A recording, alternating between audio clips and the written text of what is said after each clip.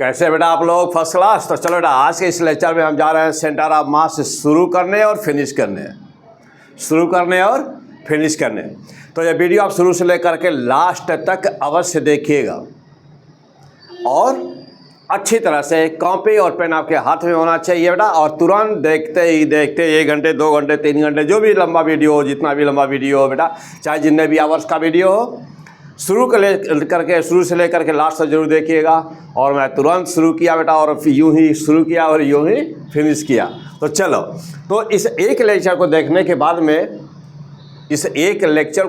बेटा ऐसा कोई क्वेश्चन नहीं होगा सेंटर ऑफ मास का कि जो तुम देखते ही उसका आंसर न दे दो।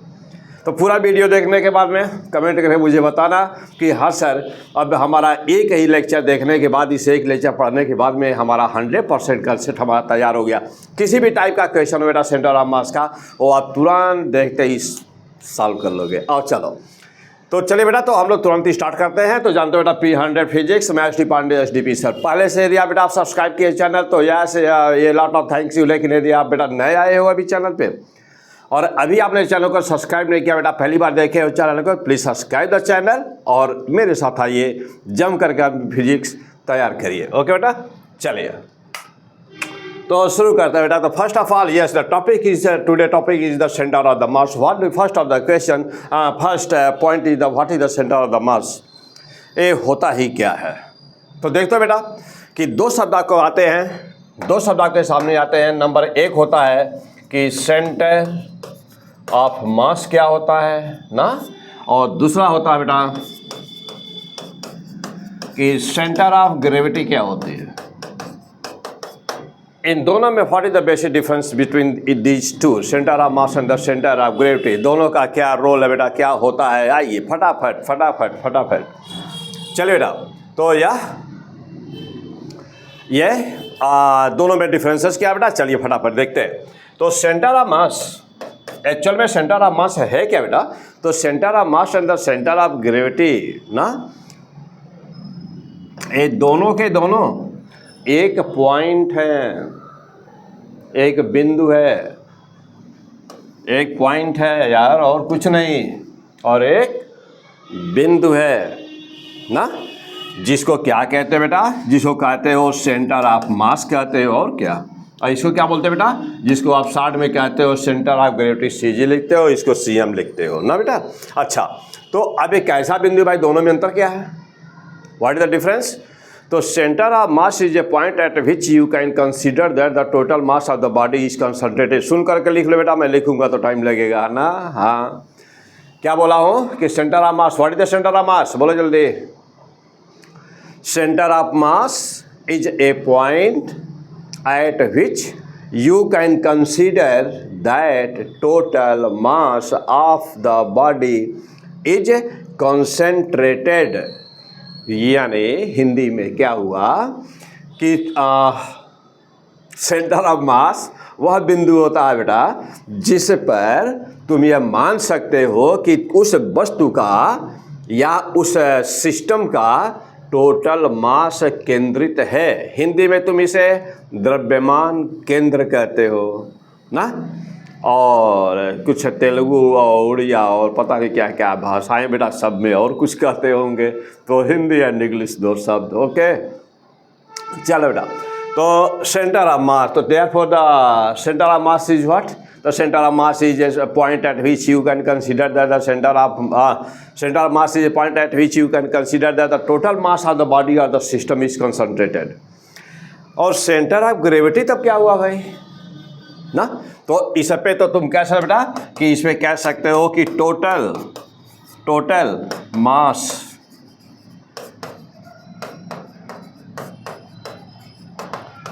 इसमें तो कह सकते भाई कि टोटल मास इज कंसंट्रेटेड। तो इसमें क्या कह सकते बेटा? हाँ बोलो जल्दी फटाफट। ये इसमें क्या कहोगे? Total weight. और क्या? हाँ, जिस पे अर्थ का ग्रेविटेशनल फोर्स काम कर रहा है ना बेटा, वह बिंदु सेंटर ऑफ ग्रेविटी कहलाती है। यानी कि दूसरे शब्दों में क्या कहोगे? यहाँ सेंटर ऑफ मास बोल देना है, उसमें वेट बोल देना है। तो अब इसमें कह दो कि टोटल वेट ऑफ बॉडी ना, या ऑफ सिस्टम। और बड़ी सिस्टम अभी सब बस एक एक स्टेप, एक एक लाइन एक देखते जाना शुरू से लेके लास्ट में पहुंचते पहुंचते चैप्टर वेल प्रिपेयर्ड।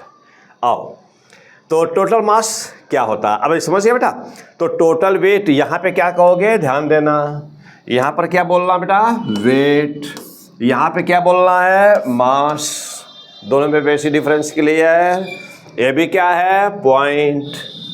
देखो बेटा, ये भी क्या है, पॉइंट, ये भी क्या है, पॉइंट, है ना भाई, ये भी है पॉइंट, ये भी है पॉइंट।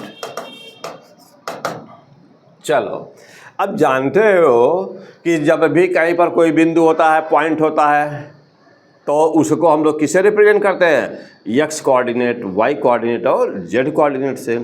तो इसको भी कैसे रिप्रेजेंट करोगे भाई, एक्स लगा दो, वाई लगा दो, जेड लगा दो, बस यहाँ क्या कर दो, अरे सी एम लिख दो, और क्या भाई, यहाँ सी एम लिख दो। यानी क्या, एक्स सी एम यानी कि X coordinate of the centre of mass, Y C M मतलब Y coordinate centre of mass, Z C M means Z coordinate of the centre of मास।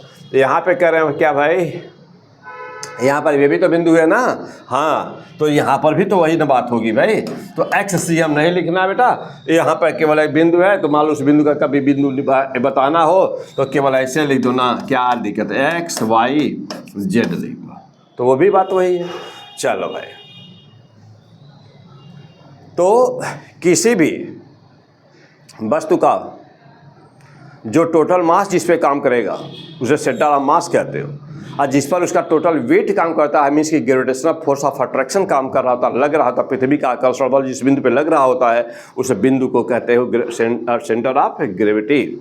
अब देखो बेटा, सेंटर ऑफ मास और सेंटर ऑफ ग्रेविटी के विषय में अब अगली लाइन, कि क्या यह वस्तु के अंदर ही हमेशा रहता है या कि वस्तु के बाहर भी होता है, मतलब कि क्या यह मटेरियल के अंदर ही रहता है कि मटेरियल के बाहर भी हो सकता है। तो चलो भाई, तो centre of mass can lies ना इनसाइड, ना बेटा इनसाइड, और क्या बेटा,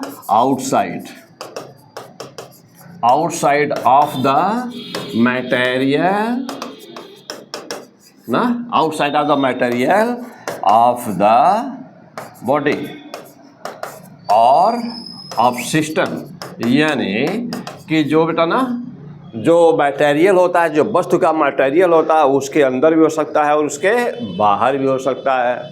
तो क्या भाई, सेंटर ऑफ ग्रेविटी भी, क्या सेंटर ऑफ ग्रेविटी भी ऐसा हो सकती है, बिल्कुल हो सकती है भाई, सेंटर ऑफ ग्रेविटी भी पक्का हो सकती है, इनसाइड और आउटसाइड ऑफ द बॉडी ना, इनसाइड भी हो सकती है और आउटसाइड भी हो सकती है, हाँ, सेंटर ऑफ ग्रेविटी भी हो सकती है बेटा। चलो, तो अब यह इनसाइड भी हो सकता है और आउटसाइड भी हो सकता है, लेकिन हम जनरली देखते हैं ना बेटा, क्या इन जनरल का मतलब सामान्यतः, मतलब डेली लाइफ में हमें देखते हैं। तो इन जनरल बोथ लाइज, नहीं दोनों कहाँ पर होते हैं, तो इन general both lies eight same point. हाँ जी, क्या देखा, सेम पॉइंट, दोनों एक ही बिंदु पर होते हैं भाई। फॉर एग्जाम्पल, जैसे मान लो कि यह एक क्रिकेट की बॉल है, या यह एक रॉड है, ऐसे वर्टिकल रखा हुआ है, एक होमोजीनियस रॉड है, इलेक्ट्रिक पोल है, या एक स्फीयर रखा हुआ सपोज करो। मैं कहूँ आपसे कि बताओ कि इसका सेंटर ऑफ मास कहाँ पे है ना? मैं कहूँ बेटा कि बताओ इसमें सेंटर ऑफ मास इसका कहाँ पे है क्या बोलोगे बेटा? कहोगे सर ये सेंटर ऑफ मास है इसका। यहाँ पे कहूँ तो बोलो कहाँ पर भाई? अरे यही है, और क्या भाई। अच्छा, सेंटर ऑफ ग्रेविटी कहाँ है जी? तो सेंटर ऑफ ग्रेविटी भी तो यही है भाई, सेंटर ऑफ ग्रेविटी भी तो यही है, एग्जैक्ट वही है। हाँ, यही है सेंटर ऑफ ग्रेविटी भी। इसका सेंटर ऑफ ग्रेविटी कहाँ बेटा? यही है, बिल्कुल एग्जैक्ट वही है भाई, सेंटर ऑफ ग्रेविटी भी वही है। तो दोनों में अलग अलग क्यों कहा जा रहा है दोनों को, है कि नहीं? तो दोनों अलग अलग क्यों कर रहे हो? किसको कर रहे हो सेंटर ऑफ मास, उसको कर रहे हो सेंटर ऑफ ग्रेविटी? तो अलग अलग क्यों कर रहे हैं? अरे भाई अलग इसलिए कर रहे हैं कि यह मास है ना और सेंटर ऑफ ग्रेविटी यानी कि भार है, तो जब सेंटर ऑफ ग्रेविटी का करे का सेंस बेटा कि इसका वेट से संबंध है, इसका संबंध वेट से, जिस बिंदु पर इसका वेट काम करता है और इस पर क्या है बेटा, इस पर इस मास जहाँ काम करता है, तो दोनों में अंतर तो हो गया, बिल्कुल अंतर होगा ना भाई, दोनों चीज़ें अलग है। ये अलग की बात है कि एक ही बिंदु पर लाइज करते हैं, रहते एक ही बिंदु पर है, क्या हमेशा नहीं, छोटी वस्तुओं में जैसे इन जनरल सामान्यतः देखते हैं कि दोनों एक ही बिंदु पे होते हैं, सेंटर ऑफ मास और सेंटर ऑफ ग्रेविटी दोनों ही एक ही पे होते हैं। अच्छा, तो कुछ है तो अंतर दिख रहा है साफ साफ कि भाई ये मास है और यहाँ पर जो टोटल मास काम करता है वो सेंटर ऑफ, यहाँ पे बेटा सेंटर ऑफ ग्रेविटी बोलते हैं। आज जिस पर ना बेटा, जिस सेंटर ऑफ ग्रेविटी बोलते हैं, जिस पे मास काम करता है तो उसको क्या बोलते हैं बेटा? अब इसे देखो बेटा, अब यहाँ पर सेंटर ऑफ मास भी हमारा है और यहीं पर हमारा सेंटर ऑफ ग्रेविटी भी है, उसी बिंदु पर बेटा हमारा सेंटर ऑफ मास भी है, उसी पर सेंटर ऑफ ग्रेविटी भी है। अब चलो भाई अगली line.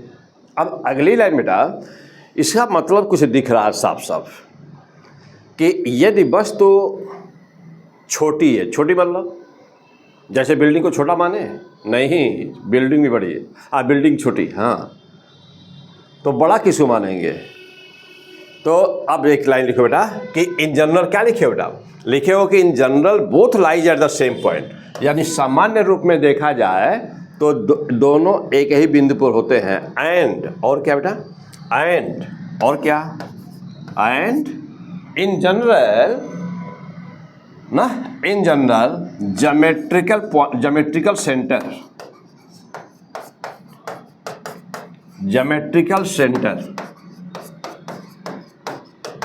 is the center of mass and center of gravity, यानी कि सामान्य रूप से देखा जाए बेटा ना तो दोनों एक ही पर होते हैं, और तो बेटा दोनों एक ही पर होते हैं और दोनों है क्या? एक्चुअली देखो बेटा, दोनों है क्या? ज्योमेट्रिकल सेंटर, यानी कि जब मैं पूछा बेटा कि ये रॉड होमोजीनियस है, यह एक होमोजीनियस रॉड है, और मैं कहा हूँ आपसे कि बताओ कि सेंटर ऑफ मास कहाँ पर है, तो आपने ठीक सेंटर पर निशान लगा दिया रॉड के। मैं कहा कि सेंटर ऑफ ग्रेविटी क्या है, तो कहे सर यही है। अच्छा, यहाँ पर क्या कह रहा हूँ बेटा? यहाँ पर कहा हूँ कि यह, मान लो सपोज कर बेटा कि यह सॉलिड स्फीयर है, यह एक सॉलिड स्फीयर है, और हमने बोला कि बेटा कि सॉलिड स्फीयर का सेंटर ऑफ मास कहाँ पर है, तो आपने तुरंत निशान लगा दिया इसके सेंटर पर, कहा कि सर ये है। मैं कहा कि सेंटर ऑफ ग्रेविटी कहाँ पर, कह दिए कि सर यही है। चलो अब मैं आपसे बोलता हूँ बेटा ना कि यहाँ पर एक रिंग है, रिंग, तो रिंग की मटेरियल तो बाहर है ना बेटा, अंदर तो हवा है ना, एयर है ना। अच्छा, या मैं कहूँ बेटा कि यह एक हालो स्फीयर है, क्या? हालो स्फीयर। तो मैं कहूँ कि यह एक हालो स्फीयर है, मैं कहूँ कि यह एक रिंग है, तो बताओ कि सेंटर ऑफ मास कहाँ पर है? बोलो बेटा, कहाँ पर है? सेंटर पर भाई, हाँ बिल्कुल। और मैं कहूँ बताओ कि सेंटर ऑफ ग्रेविटी कहाँ पर है, तो कहेंगे यही है सर, यहीं पर। यहाँ पर मैं कहूँ बेटा देखो ये रिंग है ना, अच्छा चलो मैं कहूँ हालो स्फीयर है, तब भी यानी कि कुछ सोचना नहीं है, कुछ सोचना नहीं है। यदि वस्तु होमोजीनियस है, यूनिफॉर्म है, होमोजीनियस है, उसकी डेंसिटी हर जगह कांस्टेंट है, तो उसका जो ज्योमेट्रिकल सेंटर होगा, यानी कि जो बनावट के अनुसार उसका जो सेंटर आएगा, that will be always centre of mass and the centre of gravity. तो ये तो तब की बात हो गई कि जब वस्तु सिंगल होगी, यानी means there will be single body, तो उसका ज्योमेट्रिकल सेंटर हो गया। अब सवाल ये है बेटा कुछ यहाँ पे कि लेकिन बार बार जब शब्द हम यूज़ कर रहे हैं तो कह रहे हैं इन जनरल। इन जनरल का मतलब क्या निकला? What do you mean by the in general? यानी कि सामान्य रूप में देखते हैं, सामान्य जो हमारी आंखों के सामने दिखाई देता है बेटा हम लोगों को, उसे की बात हो रही है। लेकिन मैं कहूँ कि क्या सेंटर ऑफ द मीन्स कि ये सोलर सिस्टम का सेंटर ऑफ मास और सेंटर ऑफ ग्रेविटी कहाँ पे है? क्या दोनों या आ जाए अगले पॉइंट पर। चलो बेटा, मैं आपसे कहूँगा कि फॉर सोलर सिस्टम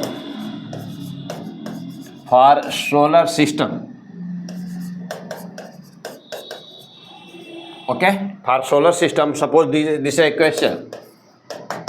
तो चलिए मैं क्वेश्चन बना रहा हूँ यहाँ पर, देखो बेटा कि for solar system centre of mass and centre of gravity ना, सेंटर ऑफ मास और सेंटर ऑफ ग्रेविटी का लोकेशन क्या होता है। Number 1, both at same point, both at the same point, number 1. Number 2, center of gravity will some below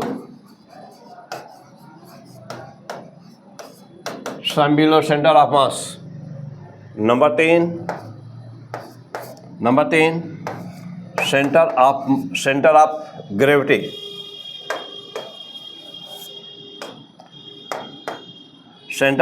gravity lies some above. Okay, और number D, cannot say.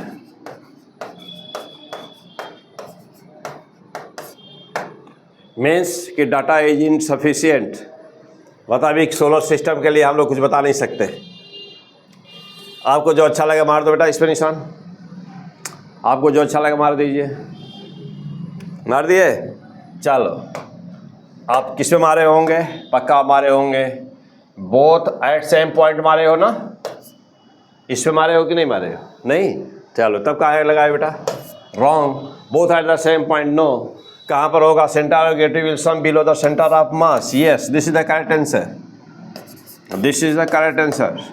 Now the question that why, अभी तो हमने बोला कि in general both lies at the same point, तो यहाँ पर क्यों गलत हो रहा भाई कि both lies at the same point, क्यों ऐसा नहीं होता क्या, सेम पॉइंट तो है, नहीं होता, क्यों, अब रीजन उसका क्यों भाई, वाई, देखो बेटा, तो वही मैं बताने जा रहा था कि क्या क्या क्या होता है ह्यूज सिस्टम में। तो जब कहीं पर इन जनरल बोला जा रहा था ना कि in general both lies at the same point for in general cases, लेकिन जब कोई वस्तु बहुत बड़ी होती है, फॉर एग्जांपल जैसे कि बात करें हम सोलर सिस्टम का, सोलर सिस्टम ना बेटा, गैलेक्सीज, ठीक बेटा, ओशन, सी, माउंटेन, मीन्स कि जब हम बात करें बेटा ना, जब हम बात करते हैं माउंटेन होगा बेटा, यानी कि ह्यूज बॉडी और सिस्टम, तो जब हम huge body and huge system की बात करते हैं तो there will no both lies at the same point, तब दोनों एक बिंदु पे नहीं होते। तो यही तो रीज़न है कि दो नाम से इनको बुलाते हैं, अदरवाइज दोनों एक ही पे रहता बेटा, हमेशा होता तो इनको अलग करने की ज़रूरत नहीं थी। तो अब हो गया क्या हुआ बेटा कि जब देखा ये जाता है कि जो ह्यूज सिस्टम होते हैं, जब बड़ी चीज़ें होती हैं जैसे ओशन है, सी है, माउंटेन है, गैलेक्सीज है बेटा, द सन है, तो अब जब हम इनको देखते हैं, बड़ी बड़ी चीज़ों को देखते हैं बेटा, तो उनका जो सेंटर ऑफ ग्रेविटी होता है और जो सेंटर ऑफ मास होता है, तो centre of gravity lies some below the centre of the mass. तो सेंटर ऑफ ग्रेविटी बेटा, तो centre of gravity will some below the centre of mass, yes this is the correct. क्यों, क्योंकि ये देखते हैं बेटा कि due to the attraction, because that is the due to the means that is the point at which you can consider the total mass of the attraction of the earth और any solar system, means कि जहाँ जहाँ से उस वस्तु पे force लग रहा है ग्रेविटेशनल, तो वो फोर्स जिस बिंदु पे लगता है उसके उसे मार्क करते हैं। फॉर एग्जाम्पल, तो जैसे मान लो बेटा कि कोई चीज़ हमने सन पे ले गया, तो सन पे कोई वस्तु रखी हुई है, या सन पे लगने वाला कोई फोर्स है, गैलेक्सीज पे लगने वाला कोई फोर्स है, जैसे माउंटेन है, तो माउंटेन पर जो अर्थ का फोर्स लग रहा है, तो माउंटेन पर जो कोई पहाड़ है मान लो बेटा, और उस पर जो पृथ्वी का आकर्षण बल लग रहा है, तो क्या वो सेंटर ऑफ मास पर होगा?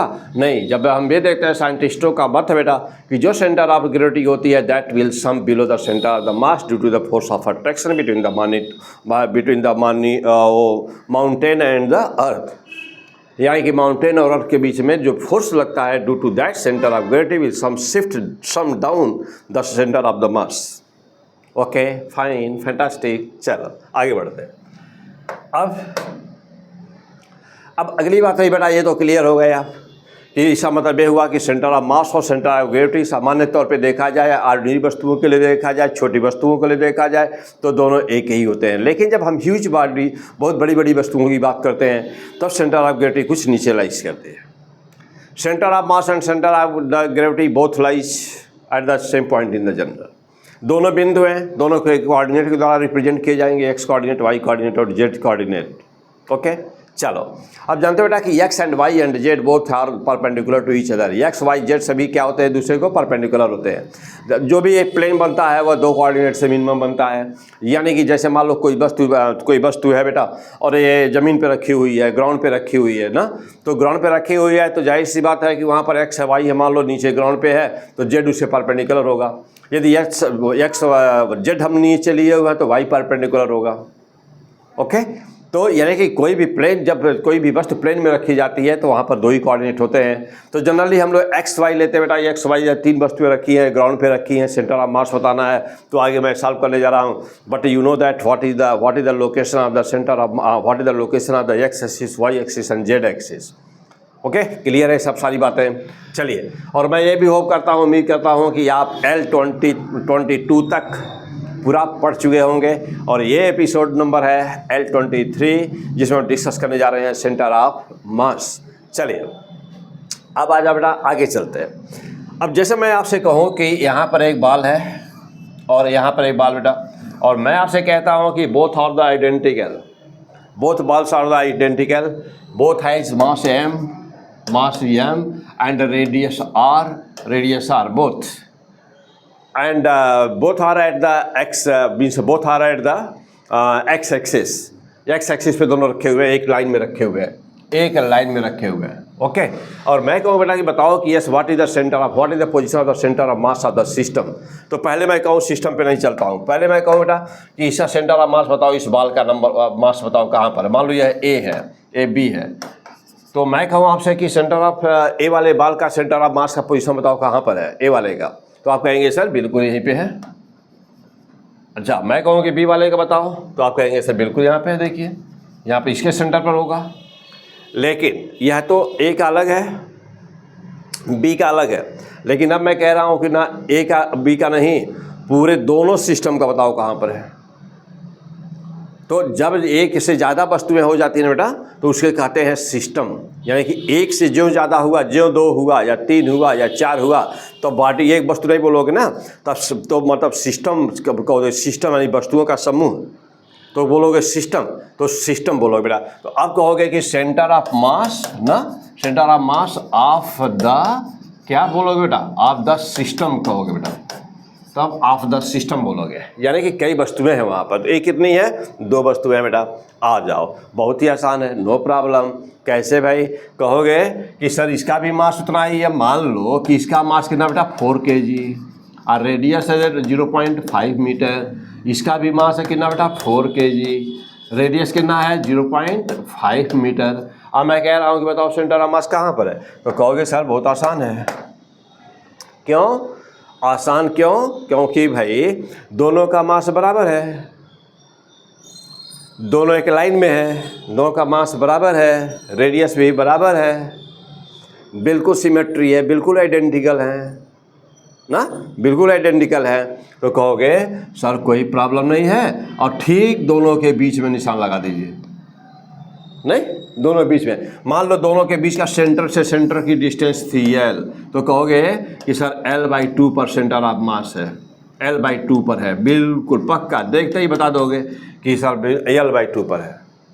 नहीं, हाँ क्या प्रॉब्लम है? कुछ नहीं। अच्छा, लेकिन तो आइए बेटा, तो जब कहीं पर एक वस्तु होती है तो उसके कहते हो ना, उसको कहते हो सिंगल बॉडी में centre of mass of a single body. लेकिन जब दो वस्तुएं होती हैं, तीन होती हैं, चार होती हैं, तो तुमको आएगा तो इतना आसान तो आएगा नहीं ना। तो अच्छे लेवल का क्वेश्चन आएगा, तो उसको कैसे किया जाएगा, तो धीरे धीरे आगे बढ़ते हो बेटा।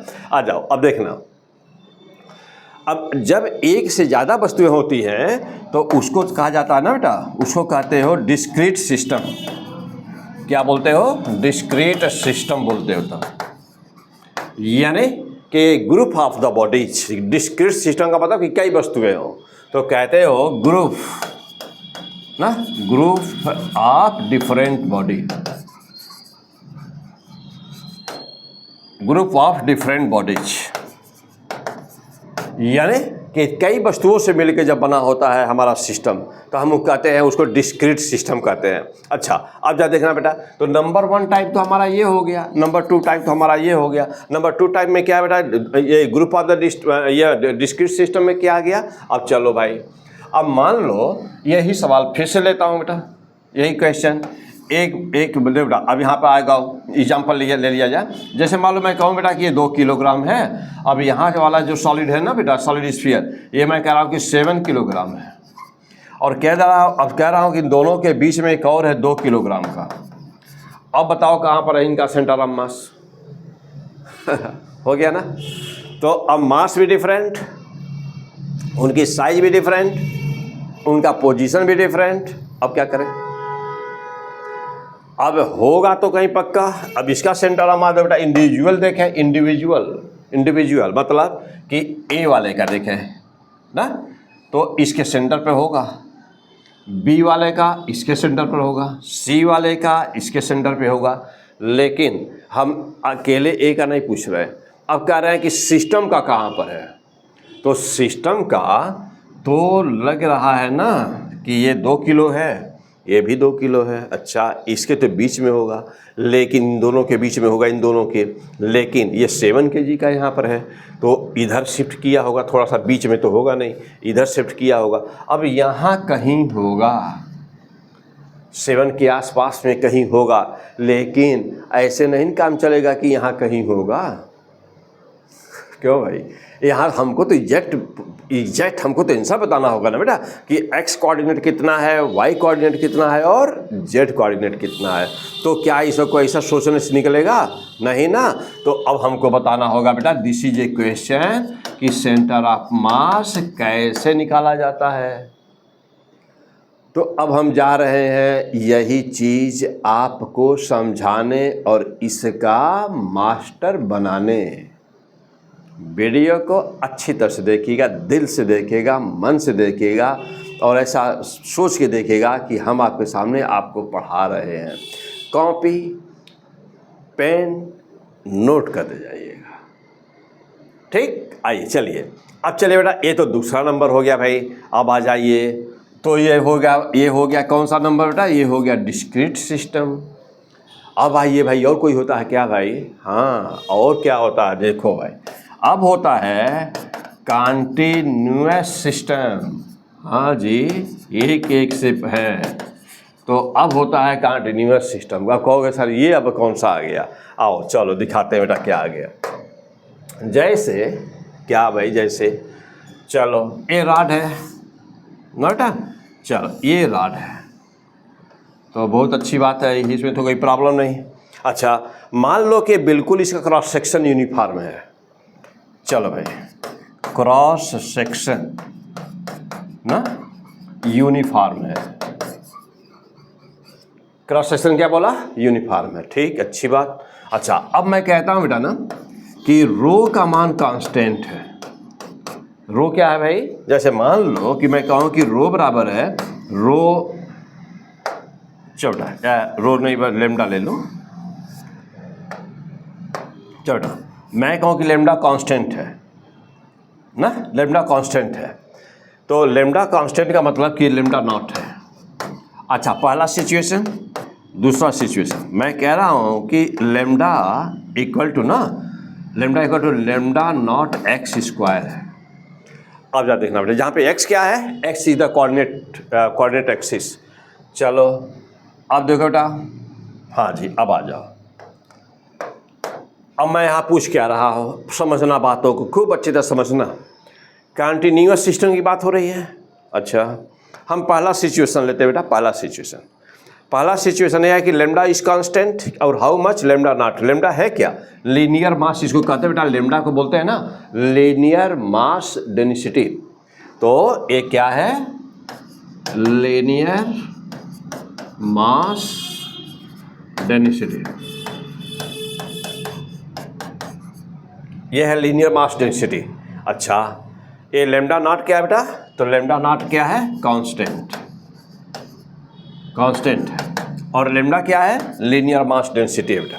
यहां पर भी वही बात क्या है? Linear mass density.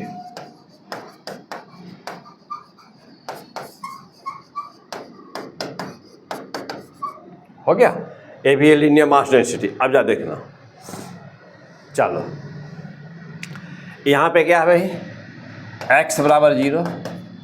यहां पर क्या है? x बराबर l है ना, x बराबर l। यानी यहाँ पे ये ओरिजिन मान लिया जाए, मूल बिंदु। अब यदि मैं कहूँ बेटा कि बताओ सेंटर ऑफ मास कहाँ पर है, पहला वाला केस ले लो। तो क्रॉस सेक्शन एरिया हमने क्या बोला कि हर जगह क्रॉस सेक्शन एरिया ना यूनिफॉर्म है, या कि ये का मान क्या बना हुआ है? कांस्टेंट। तो मैं कह रहा हूँ कि हर जगह, यदि हर जगह का यूनिफॉर्म हो, क्रॉस सेक्शन एरिया यूनिफॉर्म, यानी कि जो उसकी मोटाई है रॉड की वह सब जगह बराबर हो, तब देखो क्या होगा। तब कहोगे सर पहले वाले केस में तो आसान है, हम वैसे बता देंगे। कैसे भाई? अरे ठीक, ज्योमेट्रिकल सेंटर, किसी भी वस्तु का जो सेंटर होता है वही उसका सेंटर ऑफ मास होता है, बशर्ते कि वस्तु चारों तरफ से एक जैसी होमोजीनियस और यूनिफॉर्म हो। तो क्या हुआ? ठीक बीच में, मान लो बेटा ये बीच है, ठीक बीच में l/2 यहाँ से है, l/2। तो ये क्या बन गया? सेंटर ऑफ मास बन गया। क्या बन गया? Centre of mass. Fantastic. Okay, आओ अब जरा देखना। लेकिन अब जरा इसका बताओ तो, अब जो दूसरे वाले केस का बताओ भाई। तो हाँ बता दो ऐसा फटाफट, जैसा ऐसा बता दिए हो आइडिया में, ऐसा पता लगा दीजिए कि हाँ ठीक है, आधा पर होगा, आधा पर, ठीक आधे पर, ठीक सेंटर पर। इसका बताओ बोलो भाई, क्या करूं? l/3। अच्छा, अब पहले क्वेश्चन को समझो, क्या कह रहा है? कह रहा है कि जो डेंसिटी है वह लेमडा नॉट x स्क्वायर है। मतलब कि कांस्टेंट नहीं है, x लगा हुआ है यहाँ पर। x का फंक्शन है डेंसिटी। जैसे जैसे आगे बढ़ रहे हो ना, वैसे देखो जैसे जैसे आगे जा रहे हो तो डेंसिटी का मान देख रहे हो क्या हो रहा है? Directly proportional to x square. Density is the directly proportional to x square. जैसे जैसे आगे जा रहे हो वैसे वैसे डेंसिटी क्या हो रही है? बढ़ती जा रही है, बढ़ती जा रही है, बढ़ती जा रही है, बढ़ती जा रही है। तो यहाँ पे डेंसिटी तो बिल्कुल जीरो है, देख रहे हो ना। क्या क्या कह रहा बेटा? लेमडा बराबर लेमडा नॉट x स्क्वायर। अब x बराबर होता है इस बिंदु पर 0, तो यहाँ पर कहोगे कि यहाँ पर तो मास ही से 0 हो जाएगा। यहाँ पर बिल्कुल हल्का है, बिल्कुल मास ही नहीं, निगलिजिबल है। जो थोड़ा आगे बढ़ोगे x का मान 1 आएगा बेटा, तो लेमडा बराबर क्या होगा? जहाँ पर x बराबर 1 मीटर आएगा वहाँ पर क्या होगा? देखो लेमडा नॉट होगा। और आगे बढ़ो, 2 आएगा जो वहाँ पर क्या हो जाएगा? लेमडा बराबर देख रहे हो 4 लेमडा नॉट हो जाएगा। अब आगे बढ़ो, जैसे जैसे आगे जा रहे हो ये और डेंस और डेंस और डेंस और डेंस और डेंस और डेंस, देख रहे हो बेटा? और डेंस होता जा रहा है, और डेंस होता जा रहा है, और डेंस होता जा रहा है, और डेंस, देख रहे हैं? और डेंस होता जा रहा है ना, और डेंस होता जा रहा है। और इधर कैसे है? इधर ऐसे है, देखो ऐसे। और डेंसिटी बढ़ती जा रही, भारी होता जा रहा, भारी होता जा रहा। तो जैसे जैसे आगे जा रहे हो, अब क्या होगा? बोलो भाई, अब क्या होगा? तो आधा पे मारे निशान, ये आधे पर है? नहीं भाई, यहाँ से लेकर यहाँ तक मास वेरी करता जा रहा, मास बढ़ता जा रहा। तब क्या करोगे? तब क्या करोगे? कैसे बताओगे? तो अभी हम तुरंत सिखाएंगे बेटा, यही तो सिखाने जा रहा हूँ। यही तो सिखाने जा रहा हूँ। हाँ, यही देखेंगे। तो हम जितने भी केसेस लिए हैं इनका मैं, यदि आपने सही से अब से जहाँ पर है यह वीडियो, इसके बाद में सही से आपने देखा तो वीडियो को समाप्त होते होते आप इसके मास्टरपीस होंगे। आइए आगे बढ़ते हैं। तो अब हम चलते हैं पहले कहाँ पर, centre of mass of the discrete system. ठीक, okay, come on the point. Centre of mass heading होगी बेटा, write the heading, centre of mass of discrete system. Discrete system. तो अब आप जानते हो बेटा कि डिस्क्रीट सिस्टम होता ही क्या है, तो आपको अच्छी तरह से यह पता है। चलो, तो centre of mass of the discrete system, जैसे फॉर एग्जांपल छोटा सा पहले एग्जांपल लेते बेटा, और हम लोग चलते हैं बिल्कुल एकदम से आसान से टफेस्ट। और देखो, जैसे मान लो कि यहाँ पर एक हमने वस्तु ले लिया, यहाँ पर एक वस्तु ले लिया बेटा, this is the 2 kg and this is the 6 kg and both are at the distance of 10 meter. Both are at the distance of the 10 meter. There are two solid balls placed at the 2 kilogram and 6 kilogram. तो 2 kilogram and 6 kilogram है the separation between centre to centre, यानी कि यहाँ पर इसका centre of मास बेटा ये है और इसका सेंटर ऑफ मास ये है ना। तो हमेशा हमेशा हमेशा जो डिस्टेंस का मेजरमेंट होता है वह सेंटर ऑफ मास से होता है। तो अब मैं कहूँ बेटा कि yes find the centre of mass of this system. तो अब चूँकि एक वस्तु है नहीं, एक वस्तु रहता तो एक बॉल बोलते, एक सॉलिड बॉल बोलते, लेकिन यह चूँकि 2 वस्तुएं हैं तो हम एक बॉडी कहेंगे नहीं। अब क्या कहना होगा हमको, सिस्टम बोलना पड़ा होगा। तो सिस्टम में उसमें 2 वस्तुएं हैं। ओके, जल्दी बोलो, ऐसा बोलो, हाँ निकाल दो यार, क्या दिक्कत है, निकालो। हो गया फर्स्ट क्लास। चलो, अब अगला पॉइंट ये बेटा कि सेंटर ऑफ मास किन किन बातों पे डिपेंड करता है। तो एक लाइन लिखो बेटा कि सेंटर ऑफ मास, पहला पॉइंट लिखो नंबर 1 कि centre of mass does not depend on the choice of coordinate axis. Center of mass does not depend on the choice of the coordinate axis. Center of mass does not depend on the choice of coordinate axis. यदि coordinate axis तुम x कहाँ मानते हो, y कहाँ मानते हो, does not depend on that. Next, center of mass does not depend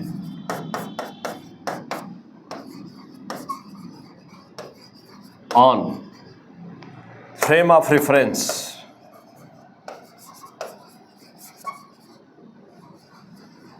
Center of mass does not depend on the frame of reference.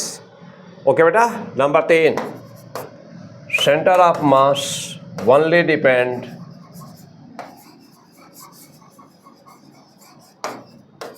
on shape of body and distribution of mass.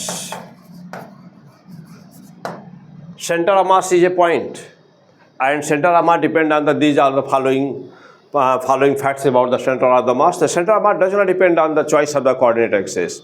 Choice of coordinate means तुम origin कहाँ पे लेते हो does not matter. Where is your x axis, where is y axis does not matter.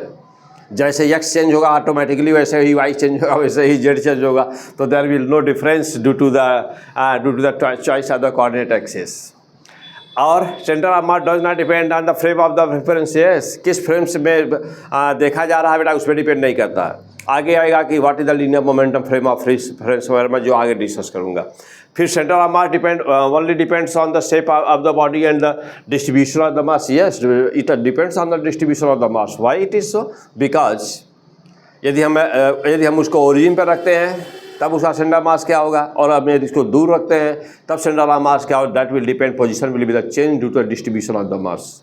Okay, यहाँ पर linear mass density है ना बेटा, देख रहे हो ना, अभी लीनियर मास डेंसिटी दिखाया हो, तो यदि उसका डिस्ट्रीब्यूशन मास का देखो डेंसिटी यदि एक बराबर कर दें हम, तो सेंटर ऑफ मास इसे फिक्स है कि आधे पर होगा, ज्योमेट्रिकल सेंटर पे होगा। लेकिन यह डेंसिटी को हम वेरी करा दें ताकि मास का जो डिस्ट्रीब्यूशन है वह पहले कम हो बाद में ज़्यादा हो, या पहले ज़्यादा हो बाद में कम हो, means let the distribution is not constant, not uniform, not homogeneous, then the centre of mass will be different. Okay, so therefore the fantastic point is the center of mass depend on the distribution of the mass, and it will also depend on the shape of the body, means ki what is the shape of the body.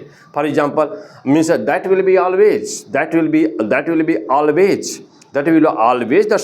geometrical center of the body, but the shape are identical or not, the shape of homogeneous is not, means the shape is uniform or not, that will depend on this fact. Means the shape कैसा है, uniform है तभी वह है uniform geometrical centre पे होगा, यदि वह यूनिफॉर्म नहीं है उसका, या जो मतलब शेप वेरी कर रहा है, तो सेंटर ऑफ मास चेंज हो जाएगा।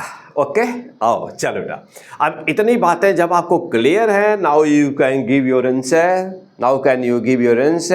That what will be the answer of this question. तो this is not a question, अभी क्वेश्चन तो आगे आएगा, लेकिन पहले स्टार्ट जीरो से। चलिए बेटा, अब आपको मान लो सपोज कर बेटा कि you have to find the centre of mass of this simple question, 2 kilogram and 6 kilogram, there are 2 masses and you have to find the centre of the mass. तो होता क्या है centre of mass, what is the formula of the centre of mass. तो जानते बेटा कि centre of मास में तो हमको 3 चीज़ें बतानी होती हैं, एक्स सी एम पता करना होता है, वाई सी एम पता करना होता है ना बेटा, और जेड सी एम पता करना होता है। बस ये 3 कोऑर्डिनेट हमको पता करने होते हैं। तो चूंकि बस तो मैं कह रहा हूँ कि कहाँ पे रखा है, फर्श पर रखा हुआ है, फर्श पर रखा हुआ है, एक लाइन में होगा, तो मान लिया कि लाइन एक्स है, एक्सिस है, या तो वाई हो सकती है या तो जेड हो सकती है, तो ये कहीं ना होगी कोई, माना एक्स, यदि हाइट को जनरली मानते हैं जेड एक्सिस, ग्राउंड पे क्या मानते हैं बेटा, एक्स एक्सिस, और फिर क्या वाई एक्सिस, एक्स वाई दोनों परपेंडिकुलर, जेड दोनों के परपेंडिकुलर। अच्छा, यानी कि यह यदि कोई वस्तु प्लेन में रखी, एक्स वाई प्लेन में रखी हुई है, तो यह जेड सी एम तो हमेशा 0 हो गया। यानी कि जब तक ये न कहा जाए कि वस्तु 3D में है, 3D का मतलब कि तीनों डायमेंशन है, तब तक तीनों आएगा नहीं। और एक्स वाई को यदि ग्राउंड पर माना जाए, प्लेन माना जाए बेटा, तो एक्स वाई में होगा, तो एक्स वाई में होगा बेटा, तो ये और ये होगा, और ये हमेशा 0 हो जाएगा। बात क्लियर? अच्छा, अब इतने के बाद क्या करोगे, अब इसका फार्मूला क्या होता है बेटा। मान लिया कि एक्स सी एम है, यानी कि एक्स कोऑर्डिनेट तो होगा ही, तो मान लो चलो बेटा एक्स कोऑर्डिनेट है। अब इसका फार्मूला बहुत आसान है ना बेटा, m1 x1 plus m2 x2 plus and so on, जितने भी रहेंगे बस क्या करना ना बेटा, mn इंटू एक्सएन कर देना, और अपान क्या करना ना बेटा, m1 plus m2 plus and so on, कहाँ तक, mn, और उनको डिवाइड कर देना बस। अब देखो YCM क्या होगा, YCM m1 y1 plus m2 y2 plus and so on, mn yn upon क्या, m1 plus m2 plus mn। हो गया बेटा, XCM YCM, और क्या, अब मैं कहूँ ZCM मान लो है, तब क्या करो, कुछ नहीं, बस सिमेट्री बाई सिमेट्री, ऐसे ही m1 z1 plus m2 z2 plus and so on, क्या बेटा, हाँ, mn zn upon m1 plus m2 plus mn। तो अब यहाँ पर XCM भी आ गया, YCM भी आ गया, और ZCM भी आ गया, आ गए तीनों। अच्छा, अब ये तीनों बेटा, और ये आंसर में हमको अब कहेंगे लास्ट में कि सेंटर ऑफ मास सर यही होता है। इसका मतलब क्या हुआ, एक्स सी एम की जो भी वैल्यू आई रही होगी रख दोगे, वाई सी एम की जो वैल्यू आई रही होगी रख दोगे, जेड सी एम की जो भी वैल्यू आई रही होगी उसको रख दोगे, and that will be your answer. तो this the process, by this way you can determine your answer. अब अगला पॉइंट, अब देखो बेटा, अब इसका तब आंसर क्या हुआ भाई, इसका आंसर कैसे दूं? तो फार्मूला भी तो पता हो गया कि क्या होता है फार्मूला बेटा, देखना। अब क्या करिए, इसके बाद क्या करना बेटा, अरे क्या करना, कुछ नहीं, फार्मूला लगा देना और क्या। अब अभी अभी एक लाइन लिखे हो, कौन सी लाइन लिखे हो भाई, अभी अभी एक लाइन लिखो बेटा ना, कि centre of mass does not depend on the choice of the coordinate axis, therefore you can put your origin anywhere. लेकिन जादू मैजिक, चलो लिखो अब लिखो कि ओरिजिन यानी कि तुम एक्स एक्सिस कहाँ मानोगे, वाई कहाँ लेना है, जेड कहाँ लेना है, तो ये किस पर डिपेंड करेगा, हमारी ओरिजिन कहाँ लेनी है, मूल बिंदु कहाँ रखें। तो लिखो मूल बिंदु के लिए मैजिक लिखो, जादू लिखो कि most left most down, most left most downward, हमेशा ना, एट ए पॉइंट और ऑन ए मास। बस ये तीन लाइनें याद करो, पहले याद बाद में करना पड़े, कहाँ भी नोट करो। देखो बेटा अभी सब सारे क्वेश्चन कैसे जादू की तरह से लगते हैं। चलो लिख लिया बेटा, हाँ जो पहले से जिनका तैयार है द बेस्ट, जिनका कुछ भी नहीं पता बेटा बस ये वीडियो समाप्त होते होते मैं तुमको मास्टर बना दूंगा। चलो देखना, बस समझते जाना ठीक से। चल बेटा ओरिजिन कहाँ लेना है बेटा, क्यों, क्योंकि एक्स एक्सिस कहाँ मानोगे तो इसी ओरिजिन जहाँ रहेगी वहीं से नहीं खींचोगे। तो क्लियर हो गए। मोस्ट लेफ्ट मीन्स अरे सबसे बाएं, और क्या, सबसे बाएं जो मास होगा। चलो फिर बोलो मोस्ट डाउनवर्ड, क्या मतलब, अरे जो सबसे नीचे रहेगा, तो सबसे बाएं सबसे नीचे वाला जो मास रहे ना, उस मास के ऊपर कहाँ गया, देखो बेटा ये जो मास होगा उसी मास के ऊपर ओरिजिन रख देना, इसी के ऊपर ओरिजिन मान लेना, जो भी मास दिखाई पड़े उस पर रख देना। अब मान लो कोई दिखे ना, वहाँ पे कोई ना रहे तो अरे भाई क्या करना है, तो पॉइंट भी तो है, तो यदि मास ना रहे, यदि ये ना रहे, यदि ये मास वहाँ ना रहे तब इसको लेना, तब यहाँ पर ओरिजिन मान लेना बेटा, यानी कि जो बिंदु दिखाई पड़े उसी बिंदु पे मान लेना। पक्का, अरे बोलो भाई पक्का ना, हाँ आओ चलो आओ भाई, अब इतना हो गया। अब देखो कितनी जादू होती है, इतनी आसानी से फिजिक्स समझ में आ जाती है। अब चलो देखो, अब आ जाओ, अब यह सवाल था, अभी क्या सिखाया, कहाँ ओरिजिन रखना है, कहाँ रखना भाई, बोलो जल्दी, कहाँ रखना है, जल्दी बोलो, कहाँ रखें, इस पर किस पर, अरे भाई ये तो राइट हैंड है यार, मोस्ट लेफ्ट बोला है ना, तो मोस्ट लेफ्ट मोस्ट डाउन, तो मोस्ट लेफ्ट तो मिला, ये है, मोस्ट डाउन नीचे तो कोई है नहीं, तो क्या करना, एक मिला ना, जो एक मिला वही ले लो, तो मोस्ट लेफ्ट ये है, फर्स्ट क्लास। देखो बेटा अब ये हो गया बेटा, छड़ा ओरिजिन से पास करा दो भाई। चलो बेटा देखना, हाँ बेटा देखो, तो देखो बेटा, तो ये हमारा कौन सी एक्सिस हो गया बेटा, ये है हमारा वाई एक्सिस और ये है हमारा कौन सी बेटा, एक्स एक्सिस। जेड है नो, क्योंकि दोनों एक प्लेन में रखे हुए हैं, जमीन पर रखे हुए, तो एक्स और वाई केवल मिलेगा। देखो बेटा एक्स वाई मिला, वाई पर भी कुछ है नहीं, देखो बेटा वाई पर कुछ नहीं है, वाई पर 0 है। अब दोनों किस पर है बेटा, केवल एक्स पर हैं, दोनों वस्तुएं एक्स पर हैं। अच्छा यदि मैं उठा के इसको एक यहाँ कर दूँ या एक दूसरा वस्तु यहाँ, तो वाई भी मिलेगा, तो एक्स और वाई मिलेगा। जब एक हवा में रहेगा, स्पेस में रहेगा, तब ना जेड मिलेगा। चलो अब देखना बेटा, इसके बाद अब क्वेश्चन में क्या पूछा है, कैसा पूछा, सेंटर ऑफ मास बताओ। अभी फार्मूला देखो बेटा क्या होता है। चलो आ जाओ, अब x केवल है ना, बोलो भाई, हाँ कहो हाँ, केवल x सही है ना। चलो, तो केवल जब x है तो अब कैसे करोगे, कैसे निकालोगे, फार्मूला क्या था? अरे भाई फार्मूला यही है यार, बोलते रहो ना, m1x1 प्लस m2x2। और कुछ है नहीं तो छोड़ दो, लिखने की ज़रूरत नहीं।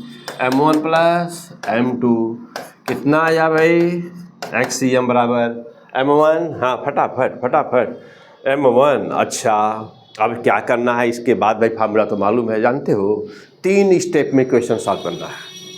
आओ पहले वो उसको सिखा दूँ तब आगे बढ़ते बेटा। 3 स्टेप में क्वेश्चन सॉल्व करना बेटा, only 3 step, only 3 step, only 3 step. चलो आओ देखो, अब 3 स्टेप में क्वेश्चन सॉल्व करना बेटा, 3 स्टेप। चलो लिखो, अब नियम लिखो, अगला नियम लिखो, 3 स्टेप्स। हाँ चलो 3 स्टेप लिखो जल्दी, 3 स्टेप लिख दिया। नंबर 1 पर ओरिजिन,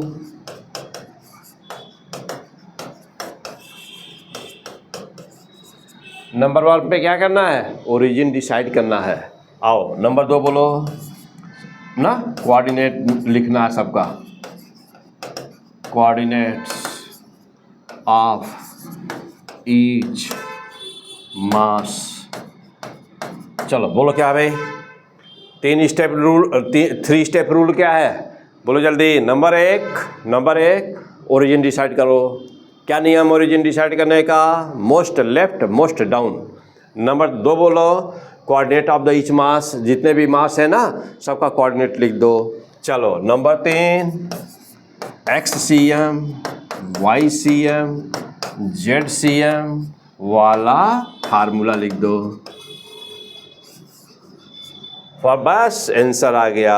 फिर से बात क्या करोगे, कुछ नहीं भाई, आंसर मार देंगे। ओके चलो आओ, आ जाओ, देखो कितना आसान फिजिक्स होती है भाई। आओ देखो आगे चले, अब आ जाओ बेटा। तो ये हटा दे थोड़ा यहीं से ना, ये हटा दे जल्दी से, रुक जाओ बेटा।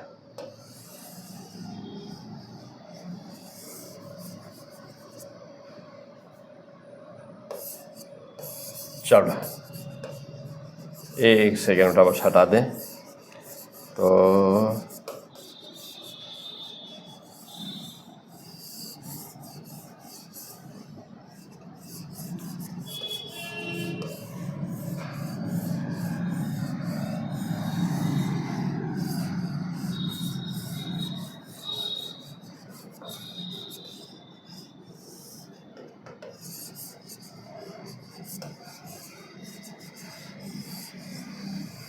हाँ अब बेटा साफ हो गया, थोड़ा सा और बस।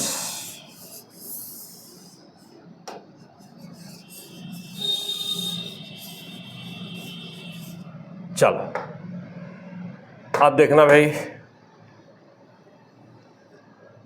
Okay 3 step. Number 1 step origin का डिसाइड करना बेटा, कहाँ पर रखें जी, कहाँ पर रखें बोलो तो बेटा, कहाँ रखें, अरे यहीं रखें, और क्या, most left most down most left यही है, देखो है ना, यही है ना, मोस्ट लेफ्ट।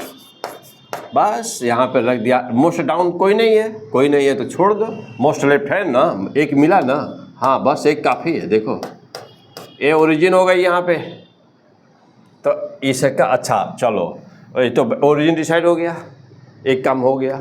स्टेप नंबर 2 क्या कहता है, सभी मास का कोऑर्डिनेट लिखो। चलो बेटा अब इसको मूल बिंदु मानते हुए कोऑर्डिनेट बोलो क्या है, अरे हो गया जी, 0 0 0 है, और क्या हो, x भी 0 है, y भी 0 है, z भी 0। क्यों भाई, अरे मूल बिंदु पे ही है तो होगा नहीं, कहाँ x y z है मूल बिंदु पर, है ना। आओ चलो भाई और आगे बढ़ो। चलो इसका बोलो जल्दी से। हाँ कितना दिया है भाई, 10 मीटर दिया यार, तो x पर कितना चलोगे, हमेशा ना कोऑर्डिनेट बताते समय x पे चला जाता है, y पर और z पर देख लिया जाता है किस पे कितना चलना पड़ेगा उस वस्तु को पर पहुंचने के लिए। तो x पे कितना चलोगे, 10 मीटर, और कितना के चलेंगे 10 मीटर। y पर बोलो, कुछ नहीं भाई, z पर चलना है, नहीं बिल्कुल नहीं, कहीं y भी 0 है z भी 0 है। तब क्या हो गया भाई, फार्मूला लगा दो, और क्या करोगे अब। चलो तीसरा स्टेप यूज फार्मूला, तो XCM केवल है बस, तो XCM बराबर क्या होता है, M1 X1 plus M2 X2 upon M1 plus M2, यही ना बेटा। बस XCM बराबर M1, this is M1 2 kg, x coordinate कितना है उसका 0 प्लस यहाँ क्या है ना बेटा है 6 और क्या है 10 अपान नीचे कितना है बेटा M1 प्लस M2 यानी कि 2 प्लस 6। ओह देखो XCM बराबर कितना है भाई, ये क्या हुआ 6 इंटू 10 और यहाँ कितना हुआ 2 और ये क्या बेटा 6 है, प्लस है ना जी, हाँ जी प्लस है, देखो नीचे प्लस है ना तो 2 और 8 हो गया। तो ये हुआ है, ये हुआ बेटा 4 से कटेगा, 2 से काट दूँ 2 4 हो गया और ये 2 का 3 हो गया, समझा जी। ये 2 से 2 हो गया और ये 2 से 5 हो गया, तो कितना है भाई 15/2 मीन्स 7.5 क्या मीटर और क्या देखो बेटा, तो 7.5 मीटर। तो this is the XCM and therefore the final answer will be what? The final answer center of mass equal to क्या होता है XCM 7.5 metre, YCM 0, ZCM 0, that is the fantastic answer. That is the fantastic answer. Clear? हाँ, अब different बातें होंगी, different geometry आएगी, formula basic यही है, प्रोसेस यही है, क्वेश्चन को सॉल्व करना है। चलिए अब आ जाओ धनाधन फटाफट आओ अगला क्वेश्चन। नेक्स्ट क्वेश्चन, यहाँ पर एक बॉल रखा है बेटा, एक इसके नीचे सॉलिड बॉल है, एक यहाँ पर है, ये कितने का भाई 2 kg का, ये 4 kg का या 8 kg का। ओके, राइट एंगल ट्रायंगल है, ये है 3 मीटर लंबाई, ये है 4 मीटर लंबाई, ठीक। और okay find centre of mass number 1, this is question number 1. Next, question number 2. Question number 2. यह एक रॉड है आइडेंटिकल, ये भी एक रॉड है, बिल्कुल दोनों रॉड एक जैसे हैं भाई बेटा, ये दोनों रॉड एक जैसे हैं बिल्कुल फर्स्ट क्लास ना, थोड़ा डिफरेंट बन गया है, चलो बराबर बनाने की कोशिश करता हूँ बेटा, बराबर बना दिया, चलो लगभग ठीक। ये रॉड है बेटा, हाँ ये है लंबाई है बेटा ना, इसकी लंबाई है 4 मीटर, लो थोड़ा बदल देता हूँ, और वेट इसका है 8 kg ना, यहाँ से बेटा यहाँ से, और ये जो है ना बेटा ये वाला, ये है बेटा इसकी लंबाई है 2 मीटर और वेट इसका है 10 kg। तो कह रहा है कि इस सिस्टम का सेंटर ऑफ मास बताओ ना बेटा, कि सेंटर ऑफ मास बताओ कहाँ पर है। आओ नंबर 3 ले लो, नंबर 3, चलो बेटा, एक मास यहाँ पर है, एक मास यहाँ पर है, एक मास यहाँ पर, इक्विलेटरल ट्रायंगल है बेटा, इक्विलेटरल ट्रायंगल है ना, यह भी एल है, ए भी एल है, ए भी एल है ना, 4 kg है बेटा, 10 kg है और 8 kg है, ठीक। आ जाओ, अब कह रहा है बेटा कि इसका सेंटर ऑफ मास बताओ कहाँ पर है, where is the centre of the mass. हो गया, आओ अब जैसे मान लो और ले लो, 2-3 और बना लिया जाए। चलो क्वेश्चन नंबर 4 ले लो, कह रहा है कि यहाँ पर ना बेटा यह एक रॉड है, एक रॉड ऐसे है, एक रॉड ऐसे स्क्वायर बना रहे हैं, एक रॉड ऐसे है बेटा, एक रॉड ऐसे है, ठीक। और जानते हो ये है 6 kg का, ये है 4 kg का, ये है 2 kg का और ये है 8 kg का, ठीक। लेकिन लंबाई सबकी बराबर है, 2 मीटर 2 मीटर 2 मीटर 2 मीटर, कह रहा है कि position of the centre of mass, position of centre of मास। चलो आजा बेटा, तो ये हम लोग पास 4 क्वेश्चन है। नंबर 1 पे चलो पहले, this is the number 1, try to do. देख लियो ना? हाँ जल्दी करो। नंबर 1 देख लिया, बना लिया, पर इसको जल्दी वाला पर खींच लो और उसका वीडियो को रोक करके अब सॉल्व करो, और सॉल्व करो इनसे मारो जल्दी। चलो इसको करो, कर लिया? आओ 2 नंबर करो, अब इसको बना लिए। चलो अब आ जाओ 3 नंबर करो, बना लिए बेटा 3 नंबर। आओ चलो 4 नंबर करो,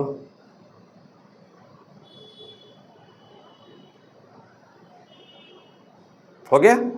आओ बस, और अब आंसर निकालो।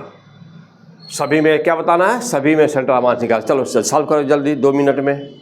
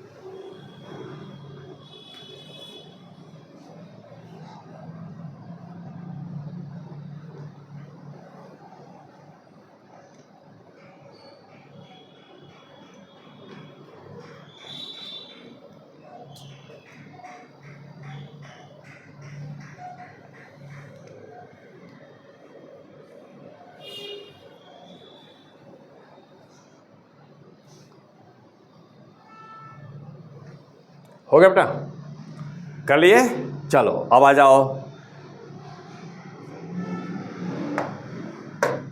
चलिए अब मैं सॉल्व कर रहा हूँ, अपना आंसर मिलाइए यदि किए हो तो। देखो 4 kg, 8 kg, 2 kg, दिस लंबाई, this length is the how much 3 metre 4 metre. ये you have to find the centre of the mass. Step number 1, step number 1 क्या करोगे? Decide origin. डिसाइड ओरिजिन कहाँ है देखो बेटा, तो मोस्ट लेफ्ट मोस्ट डाउन, सबसे बाएं यह, सबसे नीचे यह, फर्स्ट क्लास। अब क्या किया? ओरिजिन, ये डिसाइड हो गया कि यही हमारा ओरिजिन रहेगा, ये हमारा ओरिजिन रहेगा, ये डिसाइड हो गया। हो गया स्टेप नंबर 1 पूरा। Step number 2 right coordinate of each. देखना अब ये हमारा एक्स एक्सिस हो गया, ये हमारा वाई एक्सिस हो गया। हो गया? चलो अब राइट द कोऑर्डिनेट, तो इसका तो हो गया 0 0 0। इसका कितना हुआ भाई? 3 मीटर पे है ना, तो 0 और सॉरी बेटा यहाँ कितना हुआ?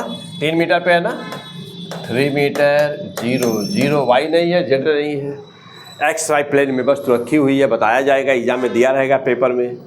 चलो यहाँ पर क्या भाई, यहाँ का बोलो जल्दी, वाई पर है ना बेटा, वाई एक्सिस पर। चलो यहाँ पर कोऑर्डिनेट कितना हुआ जी? एक्स है, एक्स में नहीं, सीधे वाई है। देखो एक्स 0 है, वाई जेड भी 0 है, वाई और एक्स भी 0 है, केवल वाई है बस। तो कोऑर्डिनेट बोलो 0, और ये कितना? 4 मीटर, यानी वाई पे 4 मीटर चलना पड़ेगा पहुंचने के लिए, तो 4 मीटर 0, और जेड सबका 0। हो गया? सेकेंड स्टेप पूरा। आओ अब थर्ड स्टेप चलो बेटा। थर्ड स्टेप में फार्मूला लगा दो, क्या है भाई? सेंटर ऑफ मास बराबर, तो एक्स सी एम निकालने जा रहे हैं, पहले एक्स सी एम लिख दो। m1 x1, m1 कितना है? 4 kg, तो 4 × 0 प्लस m2 x2 8 × 3, 8 × 3 प्लस, देखो 8 × 3 प्लस, और क्या हुआ भाई? चलो 1 नंबर 2 नंबर 3 नंबर, 8 कितना बेटा? 4 × 0 हो गया। चलो 8 किलोग्राम, और एक्स कोऑर्डिनेट कितना बेटा? 3। एक्स सी एम निकालो तो सबका एक्स लेना रहेगा, तो 8 × 3 हो गया। आओ अब यहाँ पे कितना है? 2 है ना, 0, 2 × 0 प्लस अब आ जाओ सम कर दो। 4 kg 8 kg, 8 और 4 कितना हो गया बेटा? 12 हो गया, 12 हो गया, एंड 2 14, यानी कि 4 + 8 + क्या +2 मीन्स कि XCM will be how much? This will be 0, this will be 0, this will be 8 × 3, 8 × 3। यहाँ पे कितना मिला बेटा? 8 और 4 12, 2 14, 14। 2 से काट दिया बेटा, 2 से 4 हुआ, 2 से 7 हुआ, यहाँ पर क्या आया? 12, यहाँ पर क्या आया? 7 मीटर। तो how much, what is this? XCM is 12/7 metre. तो XCM पा गया, XCM बाई बराबर 12/7 metre. This is the XCM। जैसे XCM निकाला, अब वैसे ही YCM निकाल लो। चलो, तो YCM बराबर है, चलो YCM बोलो। इसमें Y है 9, तो कितना बेटा? 4 है ना, तो 4 × 0 प्लस, चलो यहाँ बोलो 8 × 0 प्लस, यहाँ बोलो भाई 2 × 4, 2 × 4 अपान बोलो कितना? M1 + M2 + M2, some of the mass तो वही रहेगा जो भी यहाँ पर आया होगा 14, तो 14। तो YCM बराबर कितना हो गया? 2 × 4, तो बेटा 2 × 4 अपान 14 मीन्स 2 से कट करोगे तो 7 आएगा, तो 4/7 मीटर, ये YCM हो गया। हो गया? तो अब कहोगे ना भाई, क्या कहोगे भाई? अब कहोगे कि सर इसका आंसर आया x कोऑर्डिनेट 12/7, तो 12/7 मीटर, और ए कितना है बेटा? 4/7 मीटर, तो 4/7 मीटर, और z coordinate 0। This is the fantastic answer, 12/7, 4/7 metre, that is the what? Fantastic answer. आओ देखे, तो चेक करो अपना आंसर। अब आ जाओ बेटा, जब ये राड वगैरह दिया रहेगा तो क्या करेंगे भाई? ये तो बात समझ में आ गई, आइडिया मिल गया।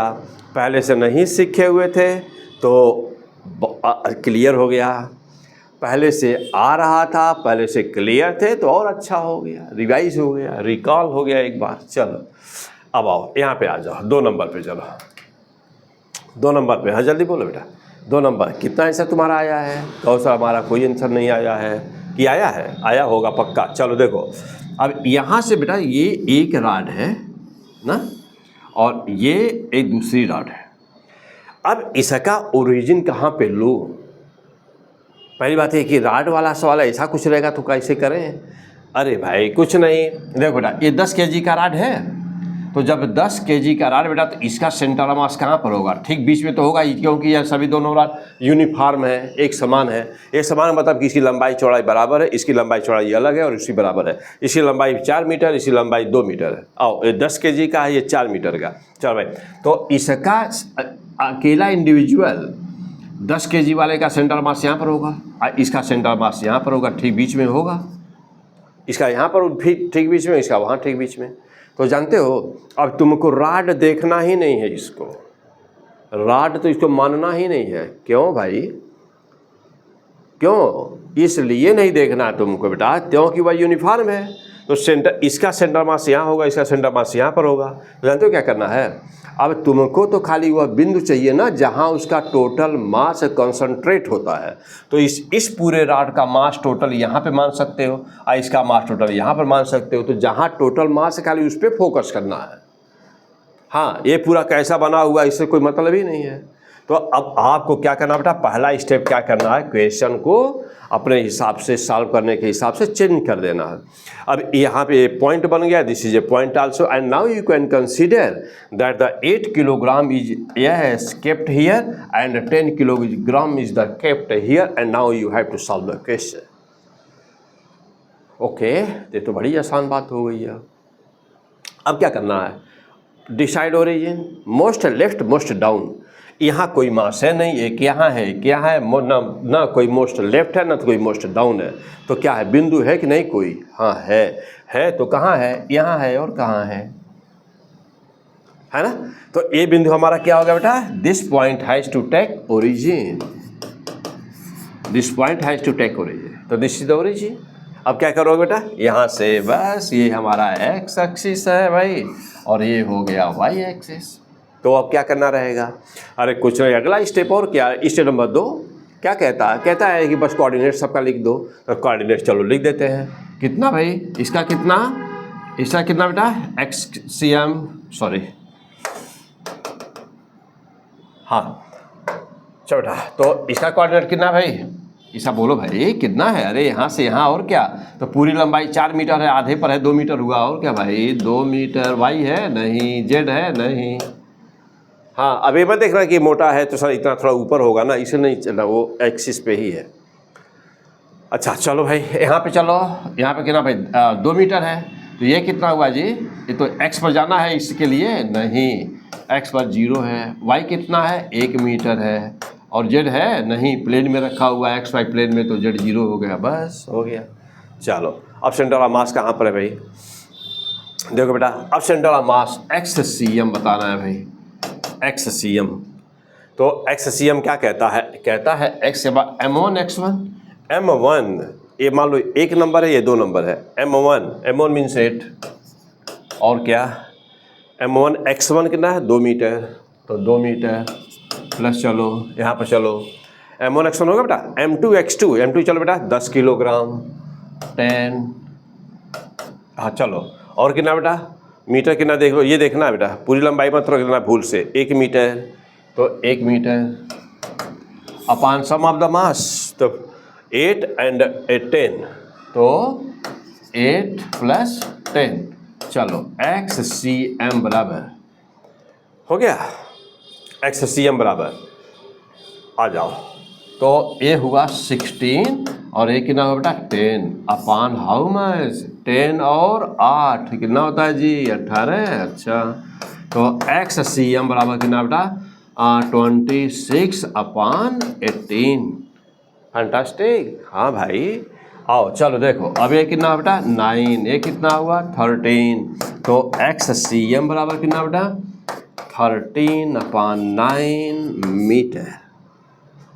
ओके फैंटास्टिक, हाँ जी आओ बेटा चलो, अब देखो बहुत आसान फिजिक्स होती है यार, तो मैं बहुत अभी सब तुमको तुरंत मास्टर बना दूंगा 1 नंबर का यार। हाँ चलो आओ बेटा, अब तुमको क्या करना भाई YCM करना है, और क्या YCM M1 Y1, चलो बेटा लब ले लो, M1 लो कितना है M1 ये चलो बेटा इसको क्या है 8 और 0 है ना, Y नहीं है ना, तो 0 है, देखो तो 8 × 0 प्लस M2 Y2 पे चलो, तो M2 कितना बेटा 10 किलो, ये कितना है Y2 है, हाँ है यहाँ पर भाई, 1 minute 1 minute 1 minute 1 minute 1 minute, देखो बेटा ये गड़बड़ी हो गई यार, एच बताओ,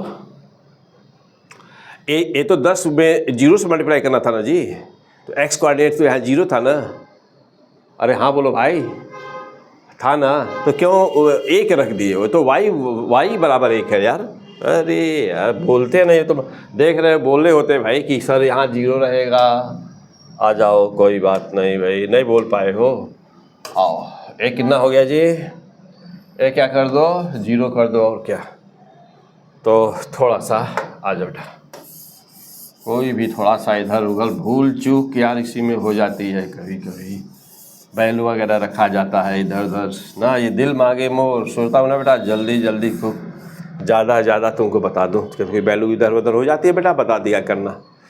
चलो आ जाओ, हाँ जी तो अच्छा आ जाओ, है ये 18 है ना बेटा, तो चल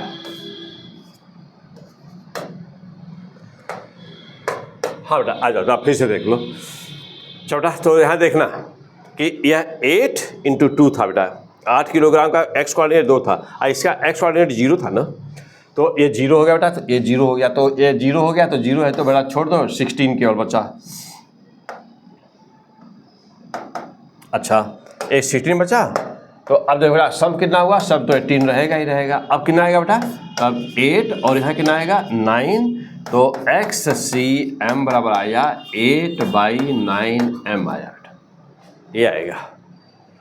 चलो अब आ जाओ बेटा, अब क्या था YCM है ना बेटा हम लोग का, कहाँ निकाल रहे थे हम लोग YCM, कहाँ निकाल रहे थे, चलो आओ कहीं निकाल देते, फिर से निकाल देते, आओ चलो बेटा YCM इसका, तो YCM क्या है बेटा, M1Y1 ना, चलो M1Y1, तो M1 कितना बेटा 8, Y कितना है 0, तो देखो अब 8 × 0 प्लस आ जाओ, अब यहाँ पे चल रहा 10 × Y इसमें है, इसमें x 0 है, तो 10 × 1, तो देखो बेटा अब यहाँ पे आ गया 10 × 1 अपॉन मास, तो सम वही रहेगा 18 और कितना मिला बेटा, तो YCM बराबर ना 10/18 मीन्स 5/9, तो आंसर कितना आया, सेंटर ऑफ मास बराबर कितना होगा बेटा 8/9, यहाँ आया है 8/9 मीटर, यहाँ पे कितना है बेटा 5/9 मीटर। देखो बेटा और क्या आया 0, तो this is the answer, fantastic answer. अच्छा देखो अब ये तो आंसर हो गया, नो प्रॉब्लम, ये तो हो गया सेंटर ऑफ मास हो गया बेटा। जब कभी भी कहे कि position of the centre of मास, यानी कि वेक्टर के रूप में लिखना उसको, तो जब कभी बताना हो पोजीशन ना, पोजीशन ऑफ सेंटर ऑफ मास, तब क्या करना, तब कितना करना बेटा, तो वैसे लिखना वेक्टर R लगा देना, CM लगा देना, तो वेक्टर R लगा के CM लगा देना, यानी कि हम पोजीशन वेक्टर फॉर्म लिखने जा रहे हैं। तो जानते बेटा कुछ नहीं, 8/9 है ना, यहाँ x कोऑर्डिनेट है, उसका यूनिट वेक्टर क्या I कैप, तो ऐसे लिख देना, तब 8/9 I कैप प्लस यहाँ पे कितना बेटा 5/9 क्या है J cap plus 0 K cap ना, देखो बेटा तो 8/9 I cap, 5/9 J cap plus 0 K cap, तो ये क्या बना गया, position vector of the centre of मास, यानी कि position of the centre of mass, position vector है पूरा फॉर्म, पोजीशन वेक्टर ना, पूरा नाम है बेटा पोजीशन वेक्टर। तो जब पोजीशन वेक्टर कहेगा तो IJK के रूप में लिखना रहेगा, ठीक। चलो और आगे बढ़ो, अब आ जाओ बेटा, ये हो गया बेटा, अब ये हाँ अब 3 नंबर पे चलो बेटा, अब 3 नंबर पर आ जाओ, दिस इज द 3 नंबर। चलिए किए है ना बेटा, ये 3 नंबर कर चुके हो, चलो आ जाओ, अब मैं करने जा रहा हूँ, हाँ चलो बेटा बता रहा हूँ।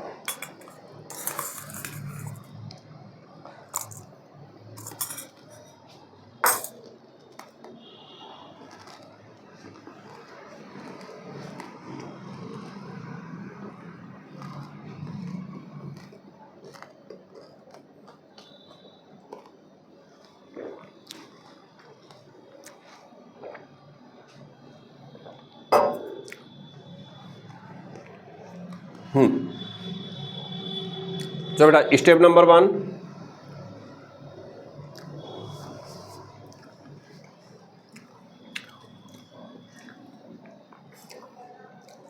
स्टेप नंबर 1 बेटा, यस फटाफट,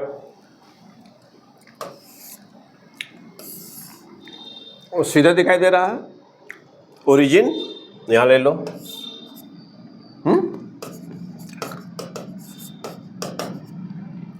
क्या बना 0 0 0, ये क्या बना बेटा L है ना,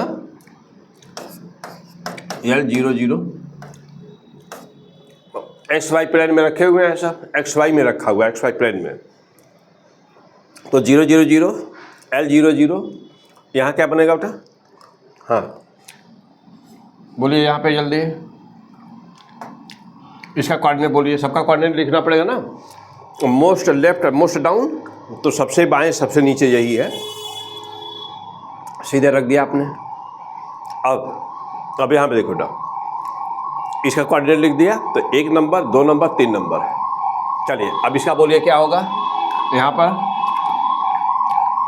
जो बेटा यहाँ जाने के लिए, इस मास पर पहुँचने के लिए आपको कैसे, हमेशा एलॉन्ग द एक्सिस चला जाता है, ऑलवेज।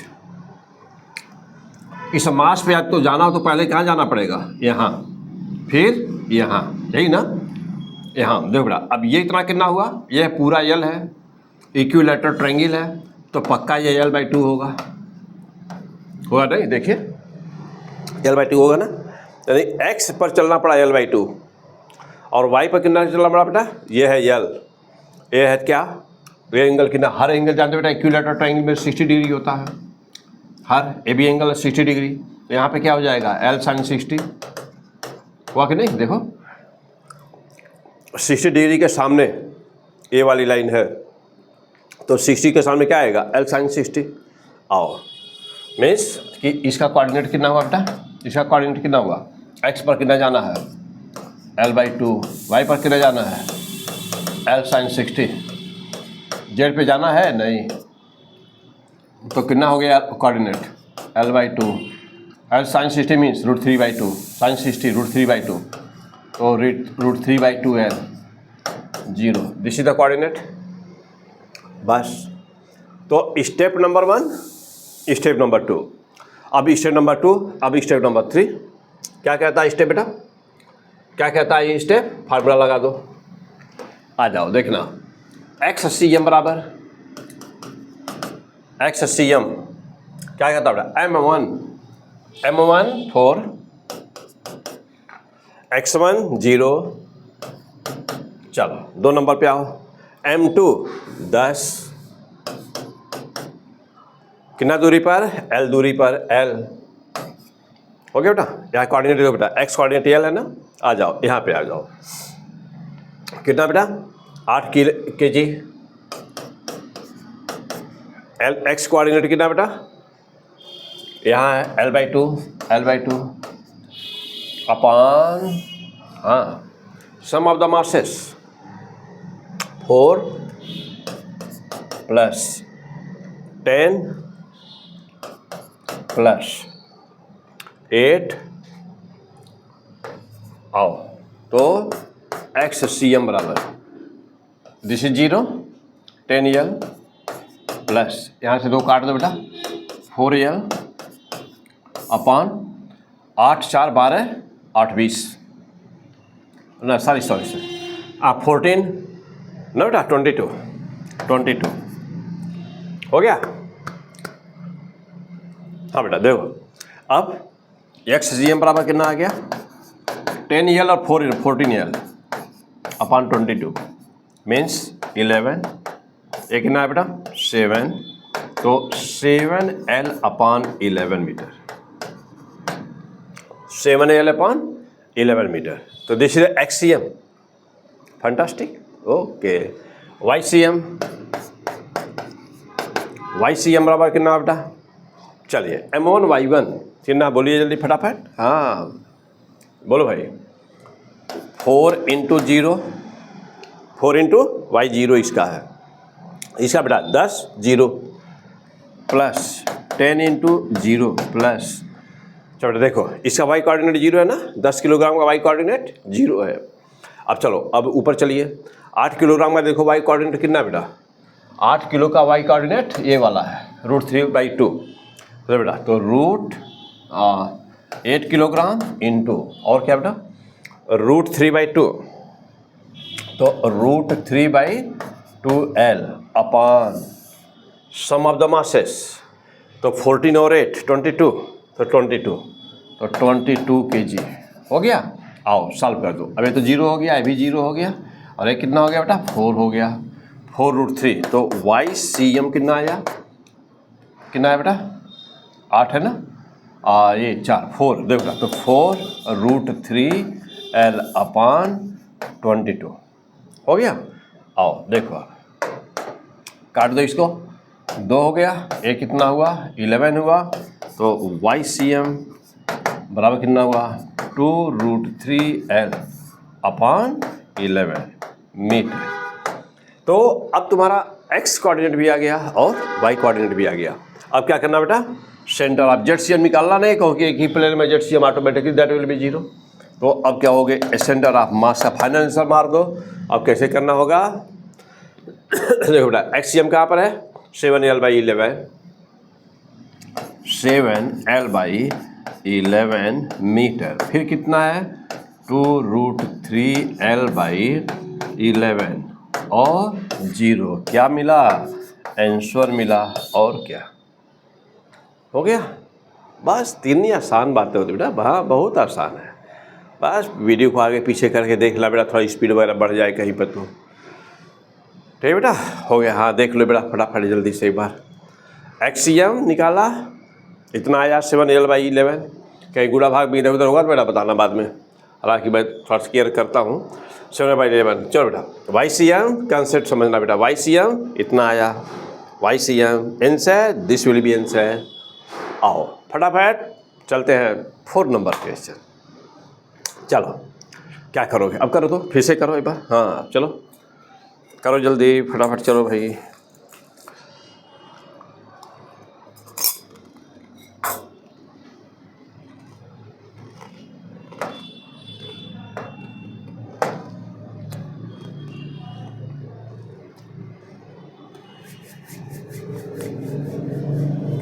चलो मैं करूं, देखो इस रॉड का सेंटर ऑफ मास, इसका इसका इसका है ना, रॉड है ना, सबका सेंटर मास अलग अलग लिख दो। डिसाइड ओरिजिन, ना ही कोई मोस्ट लेफ्ट है ना ही कोई मोस्ट डाउन है, तो क्या करेंगे, जो मोस्ट लेफ्ट मोस्ट डाउन बिंदु है ना इसको ले लेंगे ना बेटा। देखो यहाँ कोई है नहीं ना, यहाँ कोई नहीं है, तो पॉइंट को ही ओरिजिन मान लेंगे, कोई मास नहीं है तो नहीं लेंगे, कोई बात नहीं। चलो देखो ये हो गया, एक कौन सा कोऑर्डिनेट x, एक कौन सा बेटा y। ओरिजिन हमारी कहाँ पर है, यहाँ पर 0 0 हो गया। चलिए स्टेप नंबर 2 क्या कहता है कि हर मास का कोऑर्डिनेट लिख दो। चलो बेटा यहाँ कोऑर्डिनेट लिखो, इसका कितना लिखा जाए, 2 मीटर है ना, इसका कोऑर्डिनेट ना बेटा सबका सावधानी से लिखना। 1 मीटर, y है नहीं, z है नहीं। अब 4 किलोग्राम वाले का हम कोऑर्डिनेट लिखने जा रहे हैं, ध्यान दो। देखो यहाँ पे, यहाँ जाने के लिए कैसे जाओगे, x पर जाओगे, यानी x पूरा है 2 मीटर। y पर कितना जाना पड़ेगा, ये पूरी लंबाई 2 मीटर है, 1 ही मीटर जाना पड़ेगा ना, यहीं जाना पड़ेगा, 1 मीटर हुआ ना, इतना ही 1 मीटर। z है नहीं, क्यों, क्योंकि XY प्लेन में है, z 0 है। चलो अब हम यहाँ चलो बेटा, ये हो गया, 1 नंबर हो गया, 2 नंबर हो गया बेटा। आओ 3 नंबर पे चलते हैं, ये मान लो 3 नंबर है, ये 4 नंबर है, ठीक। आओ चलो देखो ये हो गया, अब इस पे चलते हैं। अब यहाँ जाने के लिए कैसे जाओगे, ऐसे जाना, ऐसे नहीं जानोगे ना, हाँ शॉर्टकट सबसे कम से कम डिस्टेंस कैसे जा सकते हो। तो देखो बेटा अब हम इस पर जाने के लिए क्या करोगे, देखो मैं दिखा रहा हूँ, देखो बेटा ऐसे जाओगे यहाँ तक, यहाँ से यहाँ हो जाओगे, ऐसे जाओ तो कितना मीटर गए हो, x पर 1 मीटर गए हो, तो 1 मीटर हो गया। चलो y पर कितना गए हो भाई, ये पूरी लंबाई गए हो, पूरी लंबाई कितनी है, 2 मीटर है। z है नहीं, चलो और आ जाओ। अब देखना, अब यहाँ जाना है इस पर, किस पर, 8 kg वाले पर। x पर जाने पर जरूरत है, नो बिल्कुल नहीं, 0।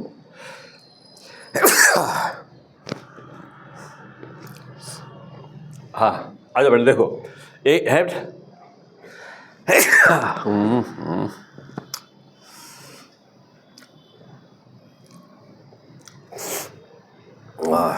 चलो बेटा आ जाओ, देखो और आगे बढ़े, तो एक कितना हो गया, 0 ना, x पे नहीं जाना है, केवल ये इतना दूर जाना है, इतना दूर, तो 2 मीटर है पूरा, 1 मीटर केवल चलना पड़ेगा y पर, 1 मीटर। z है बिल्कुल नहीं, तो अब पूरा स्टेप नंबर 2 पूरा हो गया, स्टेप नंबर 1 पूरा, स्टेप नंबर 2। स्टेप नंबर 2 में क्या होता है, सबका कोऑर्डिनेट लिख देना सभी मास का। आओ बेटा अब इसके बाद XCM YCM ZCM, XCM बराबर M1 X1, चलो M1 this is M1 6, X1 कितना है 1, प्लस, चलिए 2 नंबर M2X2, M2 कितना बेटा 4 kg, X कितना है 2 मीटर, प्लस आगे बढ़िए कितना है 2 kg और X क्या है 1, तो 2 × 1 हो गया।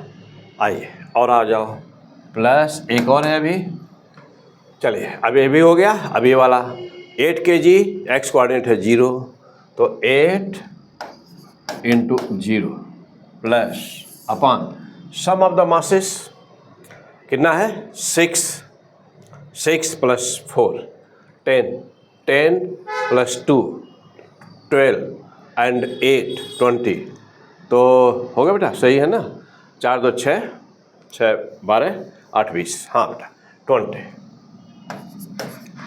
Now solve this, put all the values carefully and solve. चलो तो एक बार चेक कर ले बेटा हम, ये 6 है, इसका एक्स कोऑर्डिनेट कितना था बेटा 1, और 2 मीटर है ना, 1 में आधा होगा 1 मीटर, ठीक। चलो बेटा यहाँ पर चलना, और इसका वाई कोऑर्डिनेट कितना होगा बेटा 0, ठीक है। अच्छा यहाँ चेक कर ले बेटा एक बार, ये कितने क्या है बेटा 4 kg का, एक्स कोऑर्डिनेट कितना है 2 मीटर, 2 मीटर होगा, ठीक है। तो 6 × 1 हो गया, 4 × 2 हो गया, ठीक। चलो बेटा अब 2 किलोग्राम वाले का, 2 एक्स कोऑर्डिनेट कितना बेटा 1 मीटर है ना, 1 मीटर, हाँ ठीक है। तो 2 × 1, 2 × 1 ये भी ठीक है। और यहाँ पे कितना बेटा x, 8 kg का x है नहीं, तो 0 है, ओके फाइन। अब चलिए तो XCM बराबर सॉल्व कर दो बेटा, BC को जो भी आएगा वही आंसर है। तो 6 यहाँ हो गया, प्लस एक कितना हुआ 8 हुआ, प्लस एक कितना हुआ 2 हुआ, प्लस से 0 हो गया, 0 हो गया, और अपान 20 आया। तो XCM बराबर कितना हो गया 8 और 6 है ना बेटा, तो 8 और 6 14 हो गया, 14 और 2 14 और 2 16, तो 16/20 कितना मिला 8/10। अच्छा 8/10 मिला, और छोटा हो जाएगा, हाँ और छोटा हो जाएगा ना, 4 से काट दिए तो 4 5 हो जाएगा, तो 4 और 1 5 हो गया बेटा, तो 4/5 मीटर, तो 4/5 मीटर आया, ओके। चलो अब वाई कोऑर्डिनेट देख लो बेटा, वाई कोऑर्डिनेट YCM बराबर, तो बेटा YCM तो 6 × 0 पहला स्टेप, तो बेटा 6 × 0 प्लस दूसरा पे आ जाओ, दूसरा तो बेटा ये कितने का 4, लंबाई कितनी है 1, तो 4 × 1, 4 × 1 प्लस, और आगे बढ़ो, और आगे बढ़ो, ये भी हो गया बेटा।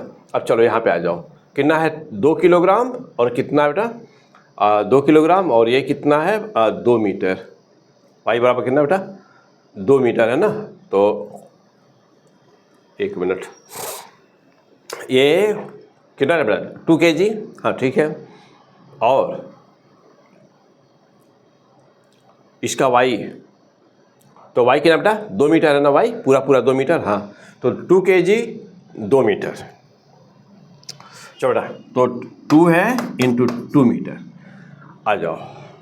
चलो और क्या है भाई, अब ये बचा हुआ है 8 kg है बेटा, और वाई कोऑर्डिनेट 1 है, तो 8 × 1 प्लस 8 × 1 अपान कितना टोटल 20, कितना आ जाएगा भाई, तो YCM बराबर ये 0 होगा, ये हुआ 4 और यहाँ 4 और 4 8 हो गया, और 8 16 हो गया, 16/20, अरे वो भी सादे ही आया था, हाँ।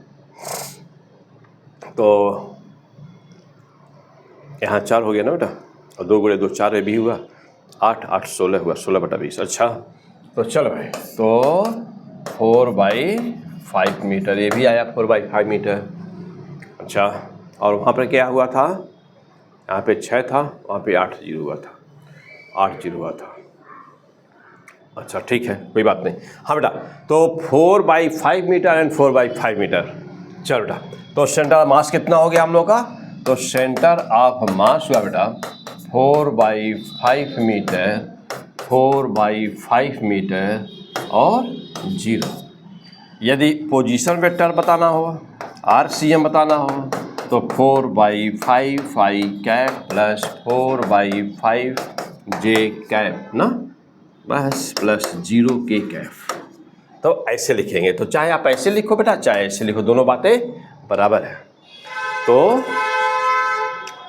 जितने क्वेश्चंस लिया गया, अरे बेटा जितने क्वेश्चंस लिया गया, तो हम लोग देख रहे थे कि डिफरेंट ज्योमेट्री का सेंटर ऑफ मास कैसे निकालते हो। चलो भाई, अब देखो, अब अगला क्वेश्चन नेक्स्ट। तो देखा कि बेटा सिंगल कोई वस्तु दिया हुआ है तब कैसे निकालेंगे उसका सेंटर ऑफ मास, और यदि कोई वस्तु किसी मतलब डिस्क्रीट सिस्टम है तब कैसे निकालेंगे। ठीक, अब जैसा आ जाओ दूसरी बात चलते बेटा, दूसरी बात चलते हैं। चलो, अब यहाँ पर एक रॉड है इस तरह का ना, ये लंबाई इसे बेटा 8 मीटर है, और एक कितने का है, 6 kg का है, और ये लंबाई इसकी, ये लंबाई बेटा 2 मीटर है। तो ये लंबाई बेटा इसकी 2 मीटर है, ये इतना हो गया बेटा। चलो, इससे एक टच करा करके इसी के जैसा एक और ऐसे वर्टिकल रखा हुआ है, और इसकी लंबाई बेटा ना यहाँ से यहाँ तक, ये लंबाई 10 मीटर है, और ये मास 20 kg है, इसका 20 kg का है। कह रहा है कि सिस्टम का centre of mass of system, कह रहा है कि सिस्टम का सेंटर ऑफ मास बताओ। हो गया। आओ अगला क्वेश्चन। अगला क्वेश्चन कह रहा बेटा कि यह एक रॉड है,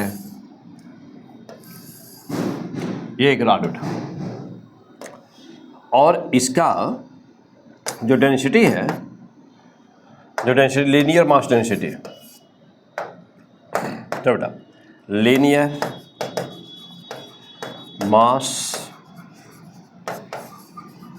डेंसिटी, तो linear mass density lambda equal to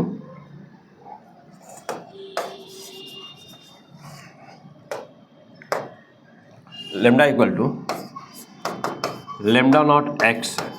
क्या है, lambda naught x. Lambda naught क्या है बेटा, तो lambda naught equal to constant है, और ये है तुम्हारा एक्स एक्सिस पे रखा हुआ है, ऐसे एक्स पर ऐसे रखा हुआ। ठीक, अब कह रहा बेटा कि लंबाई length of rod each 6 kg, 6 metre, 6 metre. Rod की लंबाई कितनी है बेटा, 6 मीटर। और आपसे कह रहा है कि व्हाट इज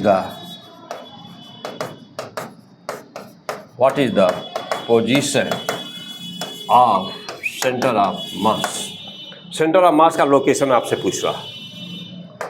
चलो, तो अब क्या करोगे, जल्दी पारो बेटा। तो हम लोग देख रहे हैं डिफरेंट टाइप की जो वस्तुएं उनका सेंटर ऑफ मास निकालते कैसे। तो यहाँ पर बेटा हाँ 2 क्वेश्चन बेटा। दिस क्वेश्चन नंबर 1,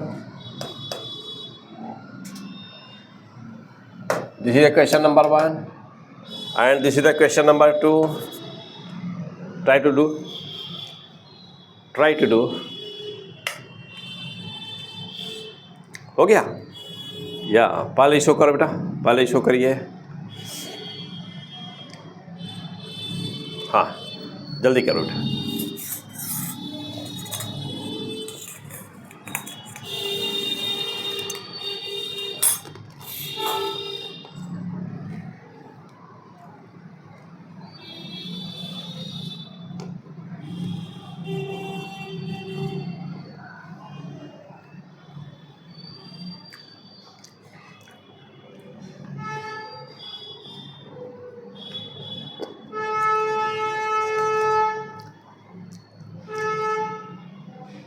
चलो बेटा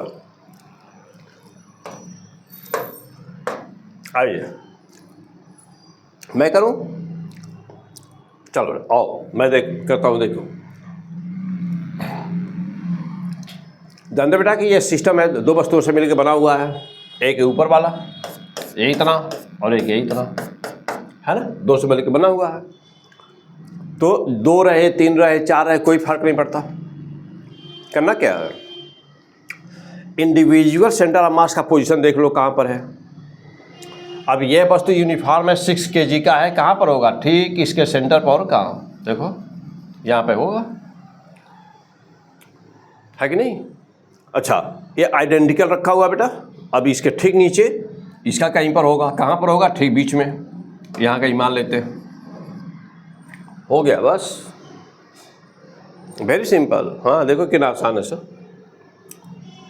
कितना आसान है।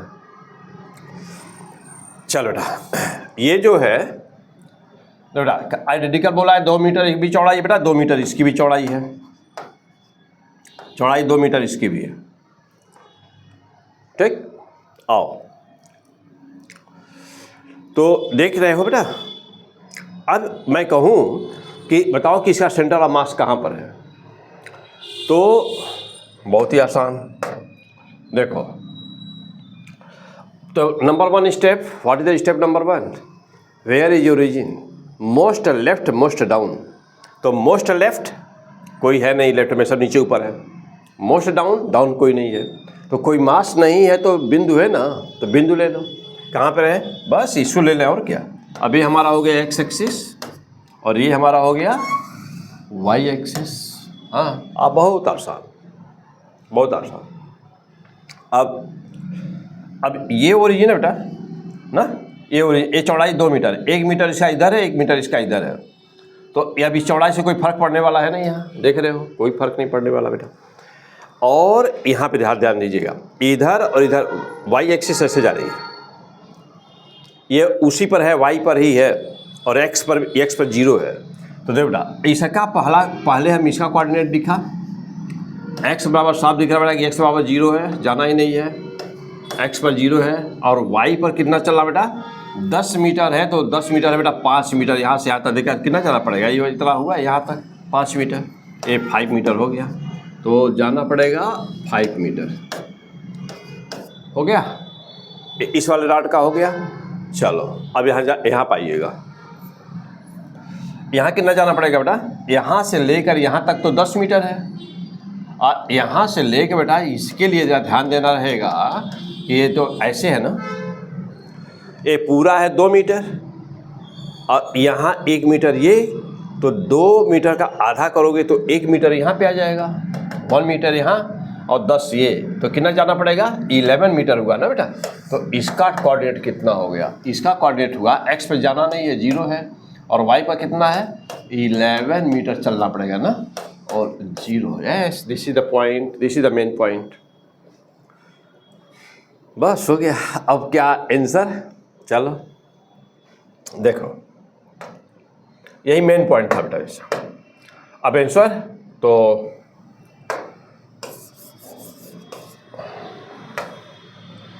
बेटा, अब सेंटर ऑफ मास बराबर कितना हुआ, एक्स सी एम बराबर m1 x1, बेटा this is the m1 origin, this is the origin, 0 0 0, यहाँ से मीजर करना सारे मास, ये कहाँ पर है, कितना kg का है बेटा, 20 kg का, कितना x है, 0 है, तो 20 इंटू 0 प्लस, हो गया बेटा, देखो 20 इंटू 0 प्लस, अब कितना, एक हो गया बेटा, देखो 20 kg का था, 20 kg कितने है, कहाँ पर है, x बराबर क्या है, 0 है। अच्छा, फिर चलो आगे बढ़ो, ये कितने का बेटा, 6 kg का, 6 kg का है ना, और कितने मीटर पर, 11 मीटर पर, तो 6 इंटू, एक मिनट,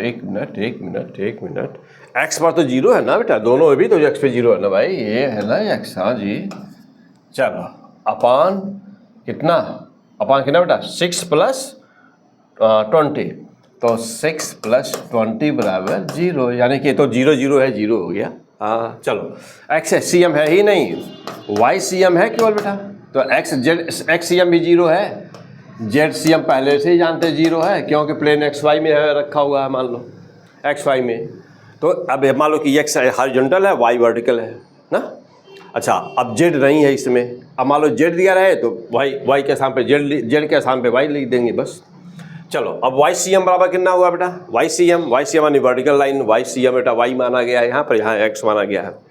चलो देखो y माना गया है ऊपर, तो अब YCM तो क्या भाई M1 कितना बेटा 20 kg, तो 20 इंटू y है इसमें, y है, हाँ है भाई 5 मीटर प्लस M2 कितना बेटा 6 kg, y कितना बेटा देखो तो 10 मीटर और 1 है ना 11 मीटर, तो 11 मीटर हो गया प्लस और कुछ है नहीं, बिल्कुल नहीं, 2 ही मास है बस, तो 2 ही दिखना है बस।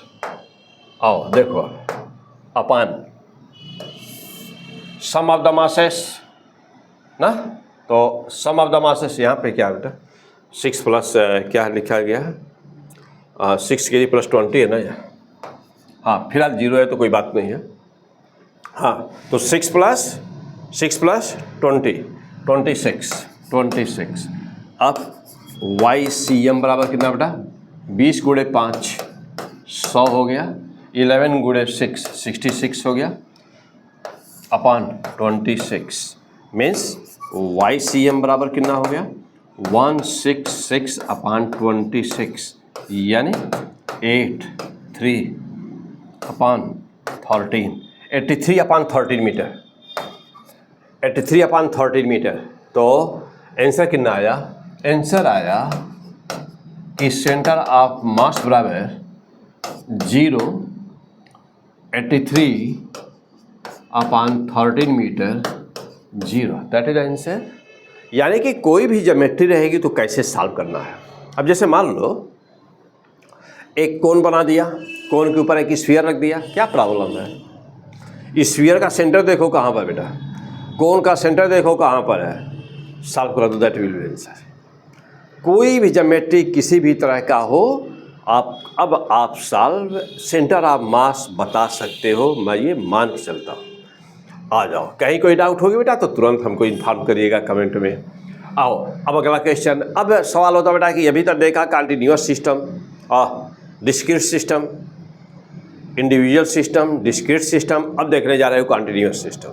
चलो कैसे करते हैं, अब लिखो, एक लाइन लिखो बेटा यहाँ पर कि centre of mass of continuous system होता क्या है, क्या इसका कोई फार्मूला अलग से है क्या भाई? हाँ भाई, अलग से तो बनाना ही पड़ेगा। क्यों बनाना पड़ेगा? अरे भाई क्योंकि इसका वेरिएबल है ना, डेंसिटी वेरी कर रही हो या क्रॉस सेक्शन एरिया वेरी कर रहा हो, तो अलग अलग सेंटर ऑफ मास कैसे, एक ही वस्तु है वो कंटिन्यूअस, उसका डेंसिटी चेंज हो रही है, वेरिएबल है, इंटीग्रेट करना पड़ेगा। अच्छा ये बात है, तो चलो, तो सेंटर ऑफ मास बराबर क्या बेटा, centre of mass M1 X1 होता है ना बेटा, देखो तो x dm अपान नीचे सम ऑफ द मासेस होता है ना, हाँ देखो तो dm, बस। अब क्या है, अब कहोगे कि सर ये dm कहाँ से आ गया, dm cm क्या है? अरे भाई बहुत आसान बेटा, देखो सारी चीज़ वही है, सारी चीज़ वैसे ही है। देखो यहाँ पे क्या करोगे, लेकिन अब यहाँ पे थोड़ा सा इंटीग्रेट करके करना पड़ेगा। क्यों? इसलिए करना पड़ेगा बेटा कि यहाँ पर डिस्क्रीट सिस्टम है नहीं, सिस्टम एक ही है लेकिन उसमें वेरिएशन हो रहा है, तो उसको इंटीग्रेट करना पड़ेगा। अब इंटीग्रेट का मतलब ये हुआ कि आपने क्या किया कि यहाँ पर ना, यहाँ पर एक स्मॉल एलिमेंट ले लिया और इसका नाम दे दिया इसका नाम, इसी लंबाई dx मान लिया, इसका मास dm मान लिया और यहाँ से डिस्टेंस इसका x मान लिया, ठीक। अब आपने इस छोटे से पार्ट को निकाला और x बराबर लिमिट कहाँ से कहाँ तक है, x बराबर 0 से लेकर के x बराबर l के बीच में इसको इंटीग्रेट कर दिया। तो जानते हो कि जो यदि कहीं पर छोटे एलिमेंट का पता हो और एक प्रॉपर लिमिट के अंतर्गत यदि उसको इंटीग्रेट कर दिया जाए तो पूरी वैल्यू आ जाती है। तो ये छोटे से मास का निकाल करके इंटीग्रेट कर दिया है। अब देखो बेटा, अब इस छोटे से मास का बोलो, मान लो ये सब भूल जाओ, पूरी डाट को भूल जाओ, भूलो, पूरी डाट भूल गया, चलो अब तुम्हारे सामने केवल एक पार्टिकल है बस, कितने लंबाई का, dm लंबाई dx लंबाई का, कितनी दूरी पर, x दूरी पर। ओरिजिन कहाँ पर है, यहाँ पर है बेटा, यहाँ पर ओरिजिन है ना, 0 0 0 यही है। x बराबर कितना है, यहाँ पर 0 है देखो, यानी ये बिंदु कौन सी है बेटा, इसको क्या माने हुए हो, तो देखो इसको क्या ले रहे हो, तो इसको ले रहे हो ओरिजिन, ठीक। This is 0 0 0 0। यहाँ से मेजर करोगे तो कितने दूरी पर एलिमेंट लिए हुए हो, यहाँ पर लिए हो बेटा, ये है तुम्हारा एलिमेंट ना, देखो ये एलिमेंट बेटा, ये लिए हो, दिस इज योर एलिमेंट। इसका बताओ सेंटर ऑफ मास कितना हुआ, तो कहोगे सर मास इसका dm है और डिस्टेंस इसकी x है, तो मास गुणे डिस्टेंस हम लोग करते हैं, क्योंकि m1 x1 m गुणे x, m1 x1 plus m2 x2, तो मास गुणे डिस्टेंस होता है, तो मास गुणे, देखो बेटा, तो मास गुणे डिस्टेंस, और फिर कहोगे कि मास से डिवीजन होता है ना, m1 x1 plus m2 x2 plus m3 x3 अपान m1 plus m2 plus m3, तो m से डिवाइड करते हो, तो m से डिवाइड किया, फैंटास्टिक। अब प्रॉपर लिमिट लगाया, x बराबर 0 से x बराबर l, यहाँ पर भी x बराबर 0 से x बराबर l, yes, and now you have to solve this, you will get your answer. कैसे, चलो भाई अब देखो, अब इसके आगे बढ़ते हैं। कहा गया है, चलो यही डायग्राम पर आ जाओ, डायग्राम पे देखो बेटा, अब हमको dm का मान बताना है ना, dm का मान बताना बेटा, तो जब इसकी लंबाई दिया हुआ है तो dm बराबर लिखने में तो कोई प्रॉब्लम है नहीं बेटा। कैसे, अरे भाई यूनिट लंबाई, मतलब यूनिट लंबाई का लंबाई लेमडा के बराबर क्या बोल रहा, लेमडा बराबर बोला लेमडा नॉट x, तो कुछ भी दिया रहे, लेमडा नॉट x स्क्वायर दिया, लेमडा नॉट 4 प्लस x दिया रहे, कुछ भी रहे, जो भी रहे, तो देखो बेटा, तो dm बराबर कितना हो गया, तो dm बराबर, यस क्या, देखो बेटा dm बराबर dx इंटू लेमडा, मास यही हुआ, देखो बेटा मास यही हुआ कि जो भी लेमडा का मान रहेगा, लेमडा ये डेंसिटी है, एकांक लंबाई का जो मास और लेमडा है, तो dx लंबाई का लेमडा इंटू dx, ओके। आओ चलो, तो ये dm हो गया। अब dm की वैल्यू तुमको मालूम हो गई है, लेमडा इंटू dx। चलो अब यहाँ मान रखो, चलो मान रखो बेटा, यहाँ पर इंटीग्रल ऑफ कितना x है, x क्या बोला है वहाँ पे, लेमडा इंटू dx। चलो यहाँ पर लिखो, नीचे क्या है, dm है केवल, तो लेमडा इंटू dx हो गया। चलो और आगे सॉल्व करो, तो सेंटर ऑफ मास बराबर, अब यहाँ वैल्यू पुट करो, x लेमडा बराबर लेमडा नॉट x dx अपान क्या, यहाँ पर लेमडा इंटू dx।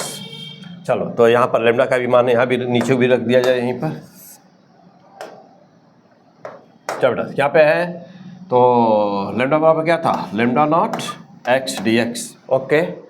चलो अब लेमडा नॉट कांस्टेंट है, तो लेमडा नॉट कांस्टेंट है, बाहर निकाल दो, और बाहर निकाल करके कट कर दो, इसका कांस्टेंट है, क्या पा गए, सेंटर ऑफ मास बराबर integral of x square dx upon, नीचे कितना है बेटा, नीचे आ गया x, नहीं बेटा एक मिनट, यहाँ पे पा गया x स्क्वायर dx, हाँ ठीक है, और यहाँ पर क्या पाए x dx, ये क्या हुआ x बराबर 0, ये क्या हुआ x बराबर l, यहाँ पर क्या हुआ x बराबर 0 से x बराबर l, ठीक। And now solve this. चलो अब बराबर क्या पा गए आप, अब इंटीग्रेट कर दो बेटा, इसको इंटीग्रेट करोगे तो पा जाओगे x³ अपॉन 3 मिल गया, और यहाँ पर क्या हुआ 0 से l, यहाँ पे क्या पा गए, यहाँ पे क्या पाए x square upon 2 0 to l हो गया।